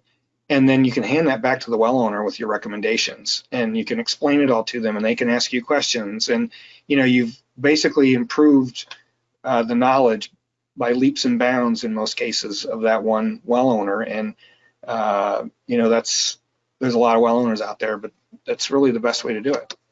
So it's like a sanitary survey. It gives you a chance to educate well owners. I think I've said all this, and promote best practices, and really encourages communication, and makes them more aware of what they need to be concerned about with their well. Running the private well class, we have so many testimonials from people who are like, just had no idea what to do with their well, and now at least they have basic concepts and understanding. And really, again, it comes back to, it gives you a chance as a well owner to ask better questions and to understand what answers mean when somebody who does know gives you an answer about your well. And so it empowers people, all those sorts of things. It's just a really good tool to use. Here's the fillable PDF you can see here. So each of the 6 regions has completed over 450 assessments. We're actually in a new year of our program, so that number is actually larger than 2,800. But it's a lot of people. And there's a fillable PDF and iOS and Android tablet version. It's really not meant to be used on a phone, but you could do it on a phone. And we have a guide that really goes through every element in here, and there's 450 some elements in the end, if you take each one individually. And it helps you understand, like asking about backflow. A lot of people don't understand backflow devices. I don't understand that well myself. But there's an explanation in here and a document you can go to that it provides in the guide that'll give you enough information that you can share it with well owners, and that's the idea. So if you go to our resource library menu item, and there's a drop down, and you can go to the Well Assess app. From there you can get to the paper-based tool, and you can download the guide as a PDF. The Android version has the PDF for the guide on it. We're having a little struggle with our IT folks getting it on the Apple or the version. And this is just 2 pages of the guide. Beginning, it talks about what you should do before you go to the site, what information you can look up online, depending on what state you're in, so that you're prepared when you go there and you share information with the well owner. They're going to know you've done your due diligence. And then recommendations that should go into every assessment, as well as, depending on what you find, other recommendations that you can give them as far as testing or whatever else they might want to do. It's just a helpful tool. We do a workshop on just the assessment tool. Actually, it's on 2 things. It's on the assessment tool and outreach to, it says outreach for EHPs in order to do outreach to well owners. It's a 4-hour online class. We've done it a number of times, but it covers best practices. We did a study that was funded by CDC where we reached out. In the end, it was supposed to be 100, but it was to 91 organizations. Most of them were state or local health departments that do outreach to well owners, and asked them what they were successful at, what they learned, what they do differently, and what they should have done instead, and how successful were they and all that stuff. So we put all that into the first half of this online workshop, talking about how to really a good approach to starting a program or making your program better if you're trying to do outreach to well owners. We have a conference I mentioned. The 2021 conference was virtual. It was the last May. We're going to do one again this year in May, the same week. It's not a research conference. It's not about a bunch of research topics. It's meant to be practical stuff that our goal is to do this workshop or this conference for EHPs. That's who people go to the most. When you ask, one of the other things in the study that Barb Lukanen did is they asked them who they go to for advice. First was their local health department, second was labs. And so we tell labs the same thing. We work with APHL, the Association of Public Health Labs. You need to have someone at your lab that understands private wells and can answer people's questions. Because what I tell well owners is if a lab can answer your questions, find a different lab, because there are some that have that knowledge and that's what you want. And so the same thing here, this thing's entirely, everything's recorded. The first 2 conferences were in person. They're all recorded. I'm going to mention the Nebraska grout study in a little while as one of the questions that was asked. We had one of the guys from DHHS in Nebraska who did the grout study come to our conference in 2017 and give a talk about it, because so many people are unaware that the study was done, and it shows that liquid grout isn't always the best thing to use, even if your state code says to use it. It's eye-opening, and it's meant to be information that will help you as you work with well owners or to take back to your local area and improve what you do. We had a 2017 conference. Barb was our first speaker, actually, about the work she did. She was retired already when we started this conference, but we wanted her to come talk because it's such a great study that they did, and they learned so much about attitudes that well owners have. And so we did it again in 2019 in Harrisburg. Pennsylvania, again, is the one of the 2 states that doesn't have well construction code or licensed drillers. And so we had Todd Giddings lead off our talk, our conference. They developed a local ordinance to basically do those things, because, and that's not quite what their ordinance was for, but it was a watershed group that developed an ordinance to basically protect their watershed and to ensure that wells were properly constructed. We have a brochure. This is a trifold. This is the front side of the trifold, and it lists the private well class and RCAP who sponsors us. And then here's the other side. It's about getting your water tested, follow these best practices, and then there's information about taking our class. We felt like something was necessary or needed for a local health department to have, like when you walk in the door, you have trifold pamphlets on other topics. So we made this that you can have and use for well owners. We print this for free. We ship it to you for free. And the other thing I'll mention is there's space that's highlighted in yellow here. was left blank on purpose so that you could put your own label on it. And so if you've got, a laser printer and you can get some labels, you can put your contact information on it and hand it out to well owners. We wanted to make something available. Everything we do is free. We're not a for-profit in any way. We're funded to US EPA, and I'm a University of Illinois employee and was a state employee until they moved us to the U of I for many years. And so we just want to get this information out. It's been really successful. It's also available in Spanish. I'm going to go back. We've offered this, I think, 4 times or maybe just 3 times, and we've printed over 80,000 of these brochures and mailed them out to people. And that's all on our dime.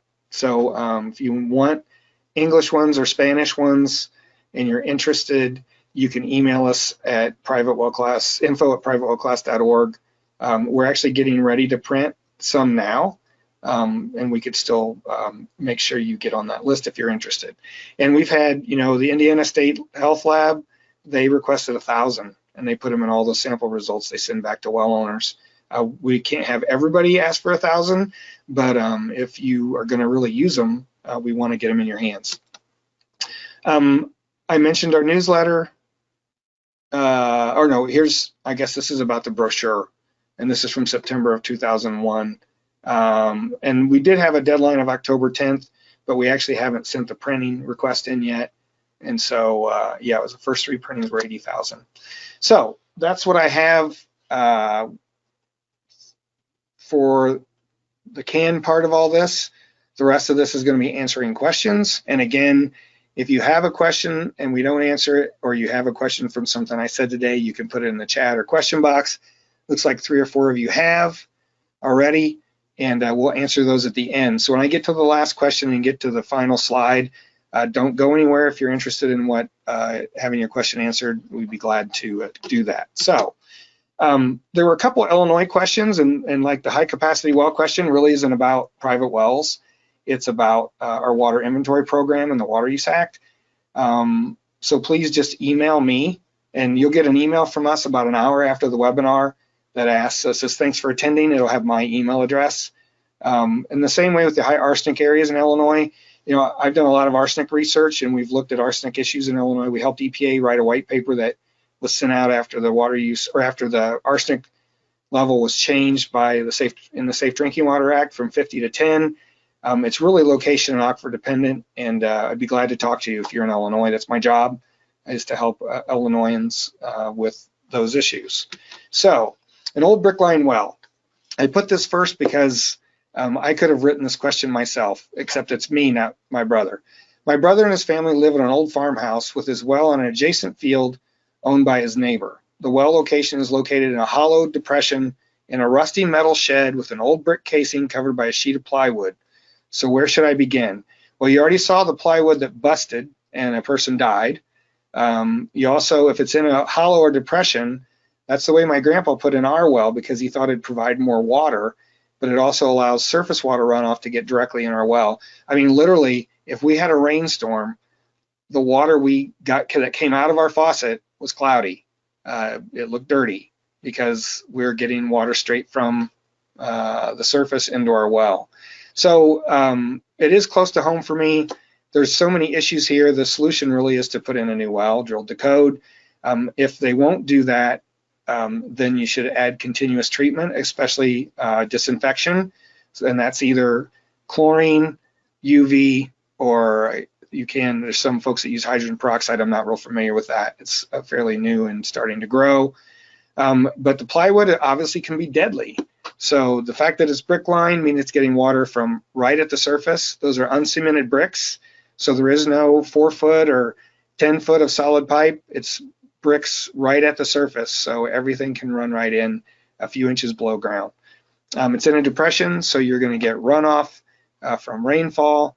And again, it's not properly capped. And so really the thing to do is, which my dad would never do, is to put in a new well. It's always going to be contaminated. There's just no way around it. I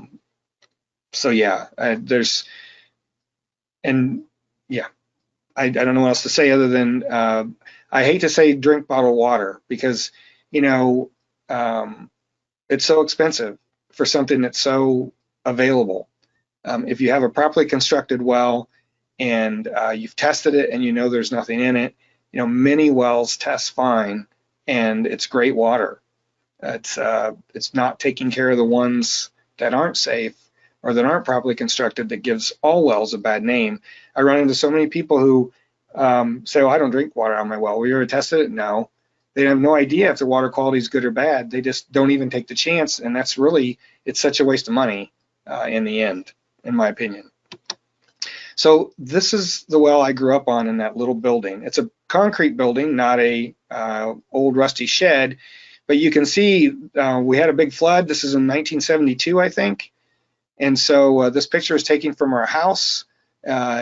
It's obviously it was a print that is very old, my mom had, but there's a creek, Salt Creek is all the way down behind those trees, and the whole thing was flooded because it was out of its banks. But you can see water down by the scraggly tree that's in the middle at the bottom. You can see it down by where the shade is there. My grandpa and my dad had stored all kinds of junk. There's a container there, a black drum, and all that stuff ran right to our well. And if off to the right, I don't think I have this picture, maybe I do. Yes, I do. So this is just off to the right of that. You can see the horse in the background, my grandpa sitting on a piece of concrete blocks. They're burning, a big burn pile there. There's a gas tank, which we actually used. We had FS come out and add gasoline up on the middle right. And all of that's running to the left towards our well. Really, and it's a common occurrence and just a bad idea. Yeah, not much else to say about that. So I've been asked if water in a well gets stagnant if the well hasn't been used in a number of years. Well, it certainly could be. It depends on the well type, how it's constructed, if it's properly sealed, but it's likely that if the water level isn't all the way up to the top, it depends on the type of casing. You could have rust forming. It's a damp environment. You could have bacteria, biofilms, all kinds of issues. When you pump it, the first thing to do is to pump a number of well volumes out. It's probably, if it's red, and it's likely got iron problems. It could have led to iron bacteria or sulfate reducing bacteria or other things that aren't necessarily a health hazard, but they smell and they're going to be a problem. And some of the biofilms can harbor other things like E. coli or coliform. And so really you need to observe the water being pumped, and you need to pump out a bunch of well volumes first and then take a sample. But really the bigger issue is if the home has also not been used for a number of years, the plumbing is going to be a problem. It's very unlikely that it's maintained pressure all of that time, especially if the power ever went out. And so there could be biofilm in your lines, leached metals. I would run a lot of water through everything, then test it. And I would probably disinfect the well and your water system in the home before I'd ever use any of it. And even after I disinfected everything, I would test it before I ever drank it and used it. It's really, we get this question a lot because of seasonal wells, people who have a summer home somewhere and it's off or whatever. There's actually procedures for draining all of that and how to start it up, and it should be disinfected when you start. And so some states, I know Washington State has a really good document on what to do with a seasonal system, and it's meant for like a campground that's only operated in the summer, and what they should do since they're providing water to other people. And it's really the same advice for a private well owner. Our department would like to reduce the amount of free flowing wells in our district. However, well contractors submit deviation requests that state the well will produce sand. Therefore, the flow cannot be restricted. Is there a simplified way to prove or disprove the well will sand up? If this is a sand and gravel aquifer, which is one big assumption I'm making, I don't understand how it would sand up, to be honest. And so I really need more details because I don't want to assume the driller's lying to you. But if it's a sand and gravel well with a screen, I mentioned the Michigan Flowing Well Handbook, and I put a note here at the bottom. Just Google Michigan Flowing Well Handbook. They passed a state law that said you have to seal flowing wells. They were losing 28 million gallons a day of water, of groundwater, because of free flowing wells. And so they passed a state law and stopped it. So now you have to have a pressurized system. And I don't know enough about that to understand if you're pressurizing the system, you're not causing more flow that would increase sand flow. And if you have a screen, it's sized for the sand that's in the geologic unit in your aquifer to begin with. So I'd like more specifics, and maybe even I'm willing to talk to a driller, to be honest, because I'm interested in what's going on here. So I would look at the Michigan Flowing Well Handbook as a start, and then email us and email me, and I'd be glad to look into it. So, because I find all this really fascinating.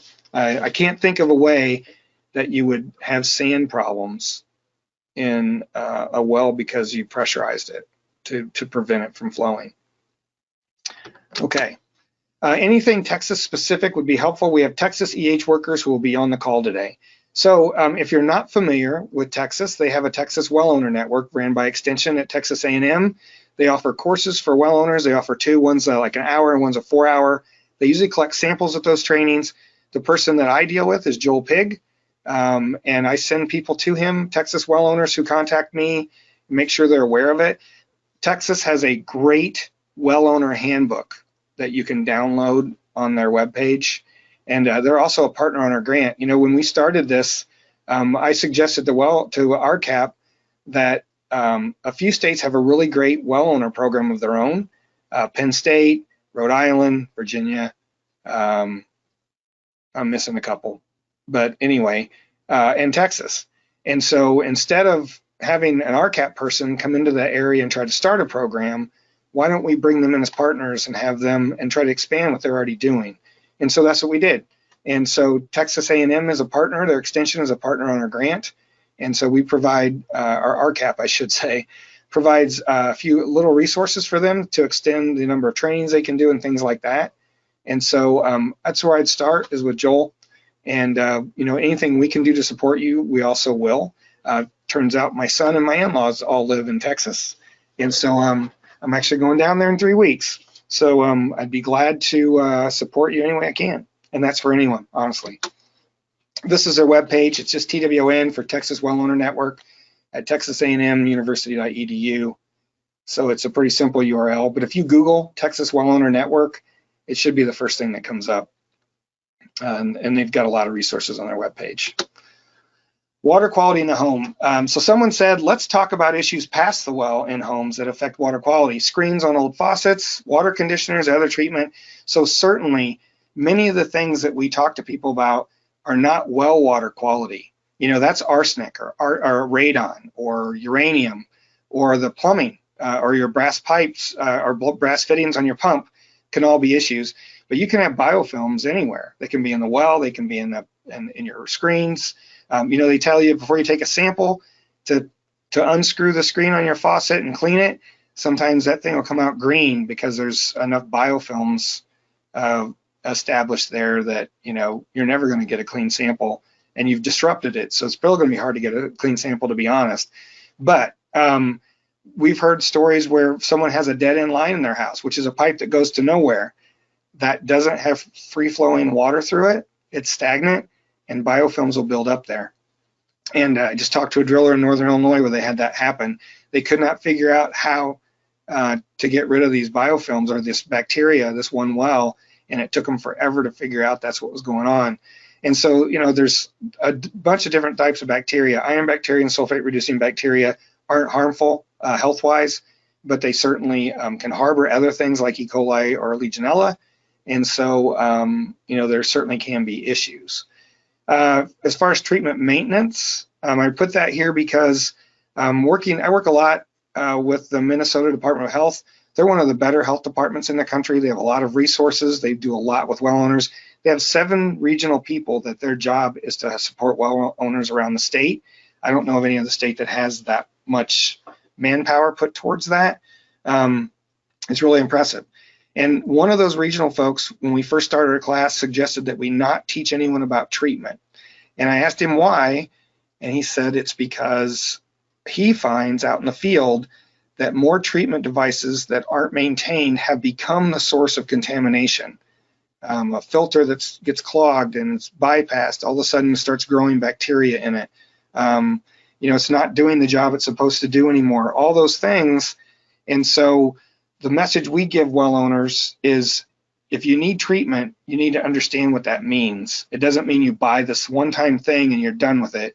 It means you have to be diligent. You have to replace what needs replaced on a schedule and follow the recommended manufacturer's recommendations for when to change those things, not try to be stingy and let it go twice as long, because you don't know what that's going to do to your water quality. And then the other issue, obviously, is premise plumbing, lead and copper issues especially. You can also have biofilms that build up.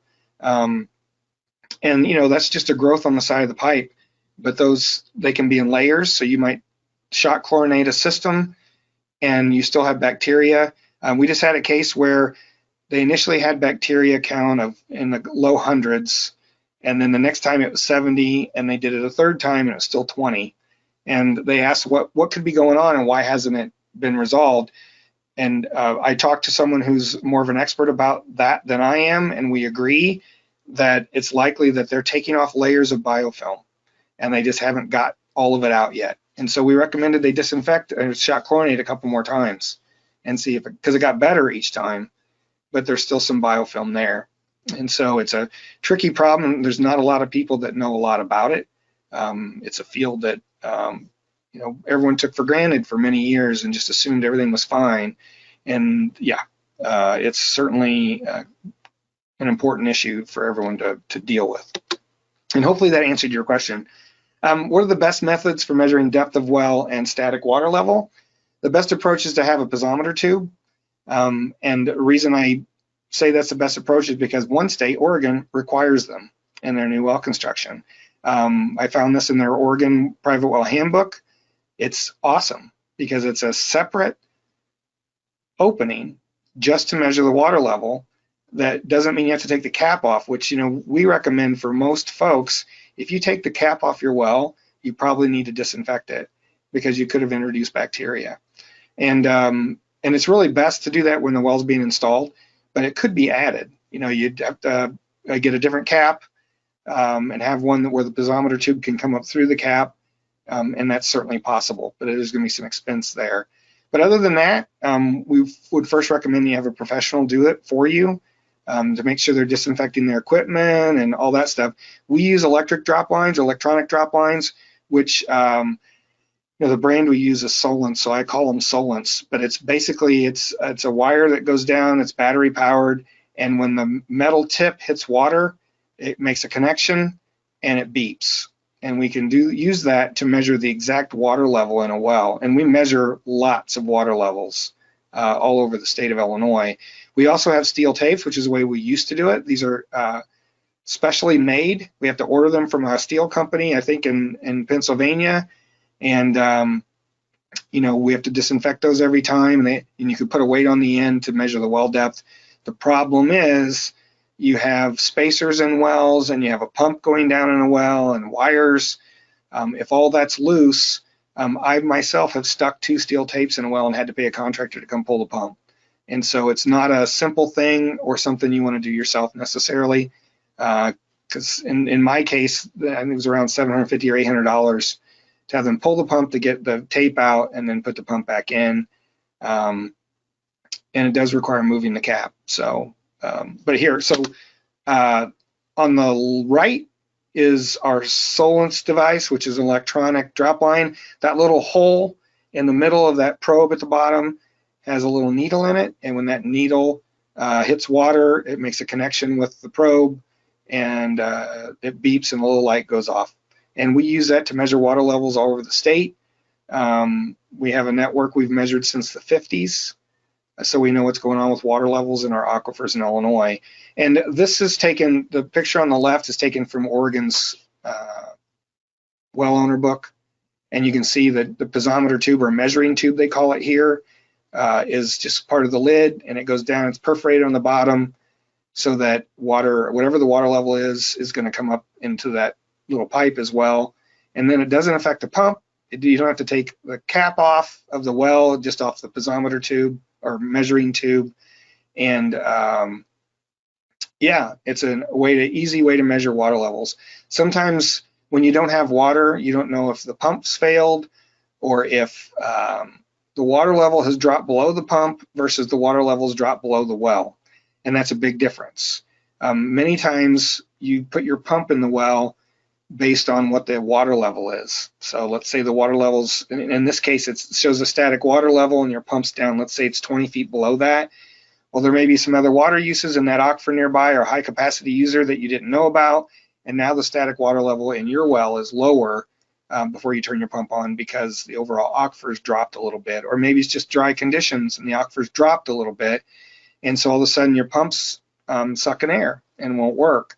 Well, it matters a lot whether you can lower your pump further down in the well and get water versus your well's dry and you have to drill a new well. And we saw that a lot during the drought in California, where some folks could just lower their pumps and other folks had to put in new wells. And so having a piezometer tube or a measuring tube gives you instant access to your water level and to know what's going on. And we recommend it in our class as a best practice because I hadn't even thought of that idea until we saw it in this document from the state of Oregon. Arsenic-3 and arsenic-5. Okay, should a well owner test for arsenic-3 and arsenic-5 before deciding on a treatment method? So that's actually kind of hard to do because many labs don't have the capacity to do both. They only do total arsenic. And even those that do, how you collect the sample, it matters because when arsenic-3, which is the reduced version, hits air or is oxidized by something like chlorine, then it converts to arsenic-5.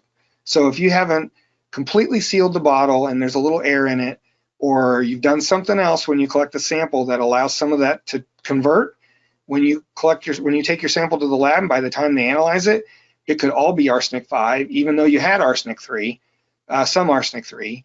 But I would say that arsenic-5 is a more common version of what we see. So what you need to do, in my opinion, what I do is sample for total arsenic. If you have a problem, which I'm assuming you do, then I would add treatment. There are two types that are NSF ANSI standard 53 is absorptive media, and standard 58 is RO, reverse osmosis. More people choose RO. I won't get into all the advantages of both because I don't know them all. I'm not a treatment professional, but you should ask someone who does or do some your due diligence and do some research. The absorptive media is usually some kind of container cartridge that goes on your sink versus an RO unit that would go under your sink with a separate tap. Both of those have advantages. Obviously, RO takes out a lot of other things, although some absorptive media does as well. But if you do add RO, and there's a lot of those units out there, it's pretty trusted and true, it won't work as well in arsenic-3, but it's readily, like I said, it's readily oxidized to arsenic-5. So if you get an RO unit and it's running properly and you're still having arsenic in your finished water, then what I would do is add an oxidizing filter, and that'll oxidize it to arsenic-5. You usually have a filter before an RO unit anyway, because you don't want to put a bunch of stress on the membrane that you don't need. The same way with a UV unit. You usually have a filter first so that the UV light doesn't have to go around particles, because it can't, and your effective disinfection is less. So you filter it so that it's the water is as clean as it can be, and there's no solids in it, so to speak. And if you can convert, it'll convert it anyway. That way, and you're removing other things that way. You know, you're oxidizing iron and manganese and other things, and so each have their own advantages, as I mentioned here at the bottom. I mean, I would talk to a treatment professional for either or each, and I took these recommendations on these two types of approaches from New Hampshire. Has a Be Well Informed tool where any well owner can type in their water quality information, and it spits out whether it's over an MCL from the Safe Drinking Water Act and it's considered a hazard, and then also what kind of treatments will work. And these are the two they recommend for arsenic. So yeah, I don't, you know, sometimes we've had arsenic speciated between 3 and 5 just for our own benefit, for the knowledge as a research project, but I don't know that it's necessary to do so, or what you'd learn necessarily. If it gets, that's enough said, I think. Finding resources for individuals and families to assist or fix well problems, especially those with fewer resources or financial means. These issues would include bacterial and chemical. So there's not a lot of resources available, in all honesty, but the USDA has a loan or grant program. If they're very low income, they have a grant program, but they have another program that I believe 4 of the 6 RCAP regions participate in. They make money available to lenders. So like RCAC is a lender.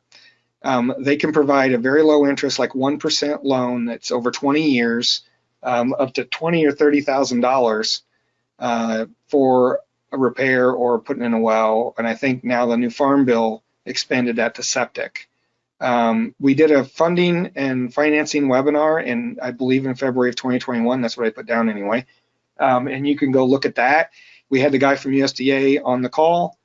We talked about some other options, things you can look for in your area, especially for a well owner, like the I mentioned the Soil Water Conservation District cost shares, sealing abandoned wells. Some areas have cost share programs for septic. I mean, there's a lot of disparate resources around the country, but not all in one place. You know, Indiana has a grants to counties program, but USDA is the only group I know of that has an actual program that's available, and it's ran through a third-party lender.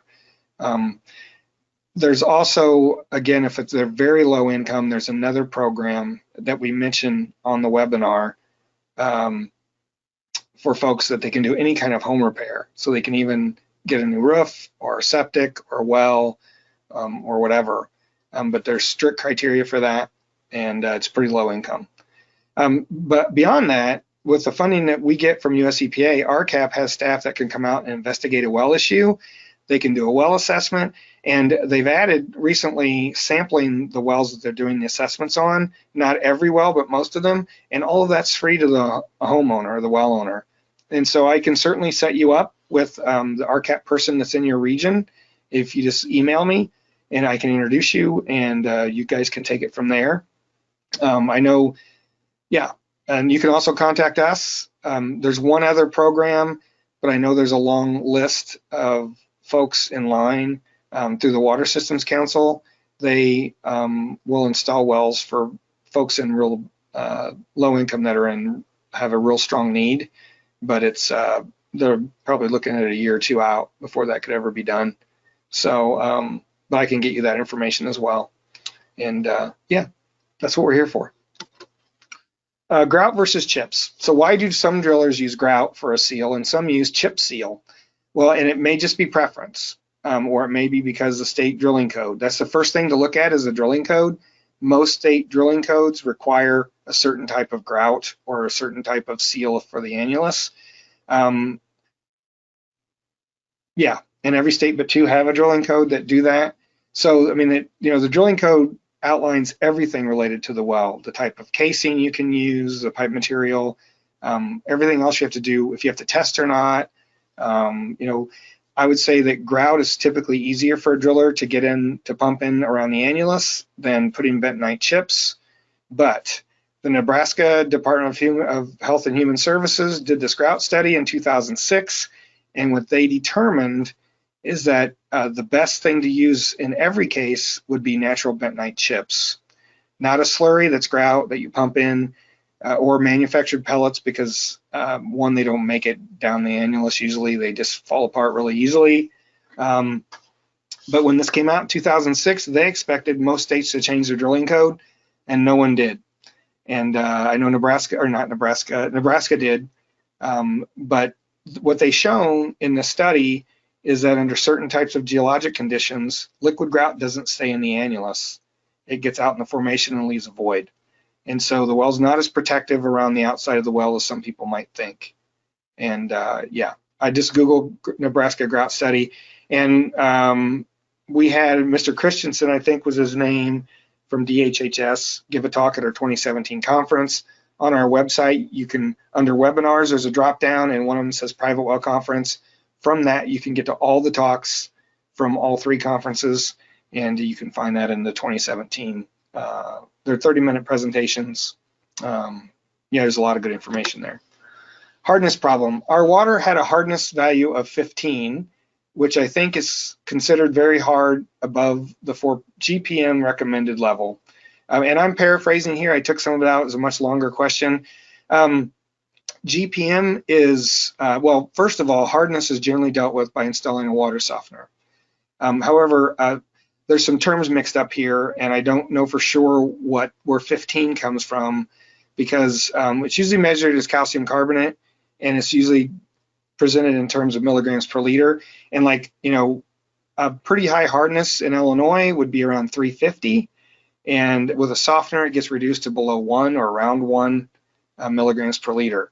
So what I would ask is that you email me with your analysis and the recommendations that came with it, so that we can look at those results and give you some better advice. I'm not sure how to answer it today, because 15 isn't a number that I'm familiar with. And maybe that's just me. Maybe there's a different way to express hardness that I'm not aware of, but it's not something I've ever dealt with. And you can also ask, you know, find a different independent health professional to ask, or a treatment professional if you prefer, but I'm more than willing to look at it. And, you know, the head of our groundwater section is a geochemist. When I have chemistry questions, he's my go-to, and he knows a lot about wells, and we'd be glad to look at that for you and give you some recommendations there.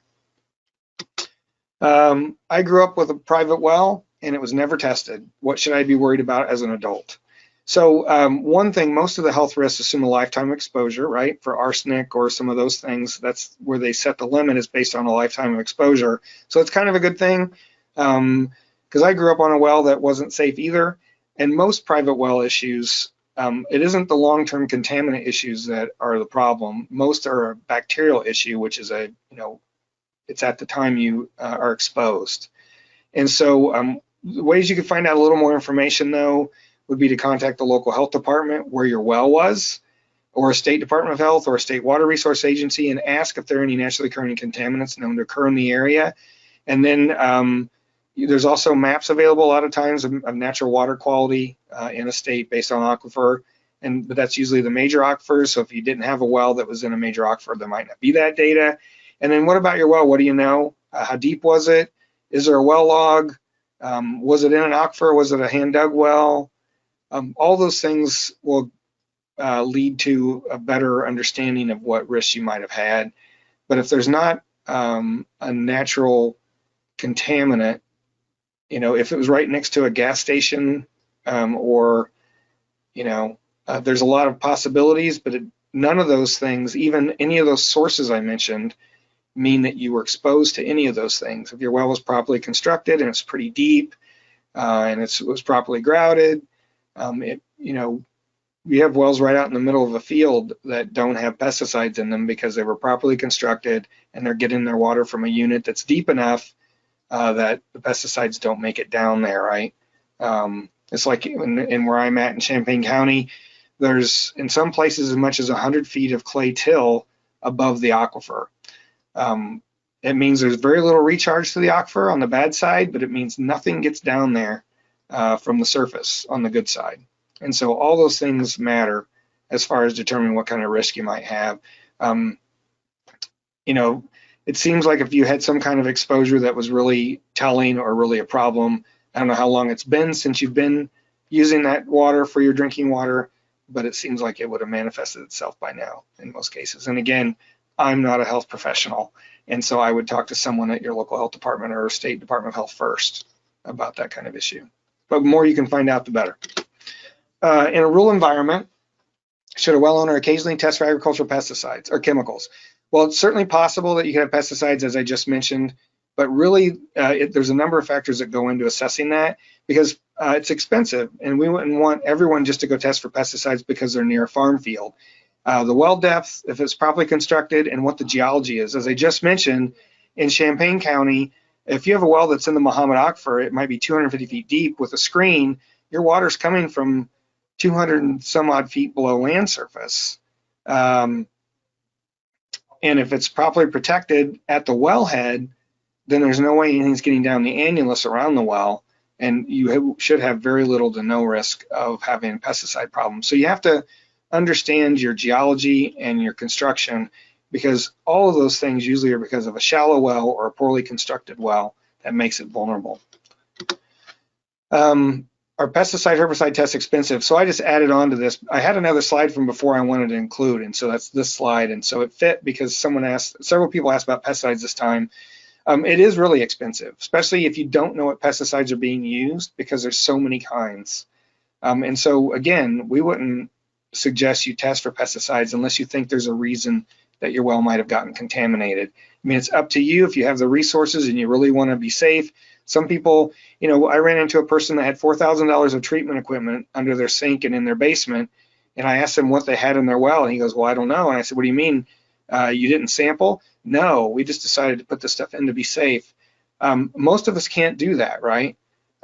So if you're doing your due diligence, you can find your well log and all those things, then again, it's the old, shallow, poorly constructed wells that are really concerned. And also testing for nitrate and coliform are a way to, the reason you test for coliform and nitrate annually is because if you have elevated nitrate or you have coliform, it indicates that there's a pathway into your well from near the surface, because you shouldn't have elevated nitrate or coliform. And so it's a cheap, easy surrogate to understand if your well itself is vulnerable.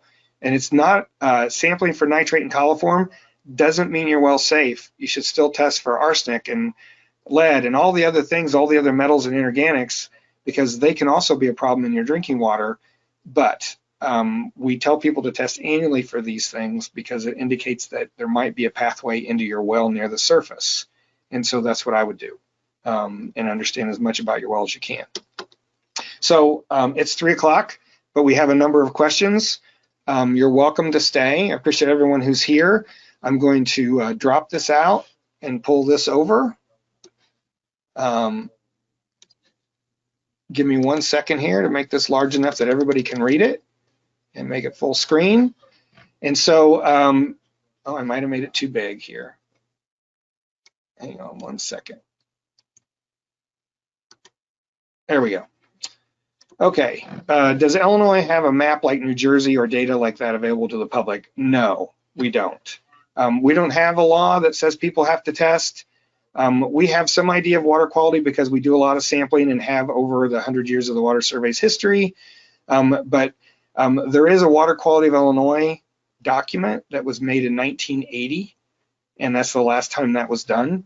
We've actually been throwing that idea around for the last couple of years between the groundwater section and my section, that we need to update that and present a new map of water quality in Illinois. But yeah, I would, we do not have that available other than that 1980 report, which is, you know, we don't expect it to change a lot. Things like chloride or arsenic or some other things are, if they're in an aquifer, they're in there because of the source grain, and that doesn't change. What I didn't get to, but it's in almost every webinar, I'm going to the second question.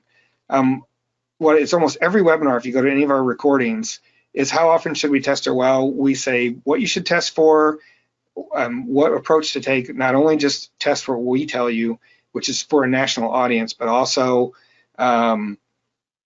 ask locally, because there can be things that you don't have anywhere else. In Rhode Island, for example, there's natural occurring beryllium. I didn't even know beryllium was a regulated contaminant until I saw a map on Rhode Island Department of Health's website that showed it. So you don't know if you don't look and don't be investigative and don't ask. But you should test every year for coliform and nitrate. They indicate a pathway into your well. And then there's a list of metals and inorganics that we recommend you test every 3 to 5 years. And that's our recommendation. You might get a different recommendation from other folks. And again, we tried to come up with something that we felt would work around the country. We're trying to get everyone to kind of follow the same playbook, because one of the things we found is that different groups tell different well owners different things. Then all of a sudden the well owner doesn't trust anything you say from either group. And we need to avoid that. And so the more consistent we all are in the message we give, the better off we are all going to be, and the more well owners we're going to help. I may have heard you wrong. You said the government can't condemn a well on private land. However, our department issues a well permit and we require the old well to be brought up to code or abandoned. No, you're not. Are we wrong? No. That's the old well, though. I'm saying that what I meant to say, let me put it in another way, is most governments, local, state, or otherwise, can't use your water quality results to condemn your well on private land. Your rules for an old well, I mean, just like now, if a rural water district were to go in, I mentioned the karst area, Pike County, Illinois, they put in rural water everywhere. So now most of the homes, even out in the rural areas, have city water because they piped it all through the county because it's karst and it's all contaminated. They make it a requirement of signing up for their rural water district to abandon your well because they have had cases where someone hooked in their well back into their house so they'd have this extra supply, and then they cross-contaminate the community supply, and so they can't allow that. So no, you aren't wrong. Every state's allowed to make its own rules, and what I really meant to say is that you can't use sample results to condemn a well, and that's the case almost everywhere in the country. Can I put the private well class on my county web page? You certainly can. I haven't looked for a while, but when I did a search just trying to find web pages that had a link to our class, there were a little over 300, and those are county, local health departments, state agencies, some drillers, people like that too as well. So at county extension, feel free. The more the merrier. Again, we don't get anything for that. I get paid the same whether our private well class is super productive and useful, or if no one uses it, we're not in it for the money, and that's a really nice place to be in because we kind of operate as a nonprofit in that way, and we're here to really help people. And it's been a lot of fun in that respect. So please do share it with whoever you can, and we're glad to support you in any way we can as well. Are there any resources for low-cost generators? We haven't looked into that. We do ask that question on our assessment tool, because one thing I found is we get a lot of questions from people saying, well, what do I do when my power goes out? I grew up, again, in a very rural area in Illinois on this old dug well. We had an ice storm in 1976. I was a kid. We were without power for a week, 7 days. And if we didn't have a generator mounted to a piece of plywood that we could carry over to our light pole and hook up so that we could run our furnace, fridge, and well, we would have been in a world of hurt. And so nowadays, generators are much more fancy. They run every month. They do, they're automatic, all that stuff. I don't know much about them, and I know they're expensive. The one we had just looked like a big Tecumseh motor, a pull start motor, but that was in the 70s, so a much different animal back then. But I haven't looked into that other than to ask people and in the assessment tool, and the whole point is to just put that in their mind, that if you're in a rural area and you're prone to going without power, which, by the way, we started this webinar at 1 o'clock, it was raining, then it turned to ice, and now I look out my window and there's probably half an inch of snow. And so, but there's people in the country, in the rural areas here, that are probably going to go without power tonight because we're supposed to have a lot of ice. And so they're important to have, and I wanted that to be, just like we also asked the question, how close are they to the public water supply? Because there's some people that just quite honestly should not be private well owners. They're not interested in putting the work in, then they're not willing to put the resources in, and they're putting their family at risk because they're trying to go on the cheap, or they're not willing to learn. And it's better for those folks to be on a public water supply where somebody else is taking care of all that for them. So we try to get to all those things in the assessment tool just to plant that seed in their mind when we ask that question. Is there a filter that can remove bacteria? I honestly can't answer that question comprehensively. I am not sure. I mean, bacteria, the best way to remove bacteria is to disinfect, and that's either chlorine, UV, or hydrogen peroxide.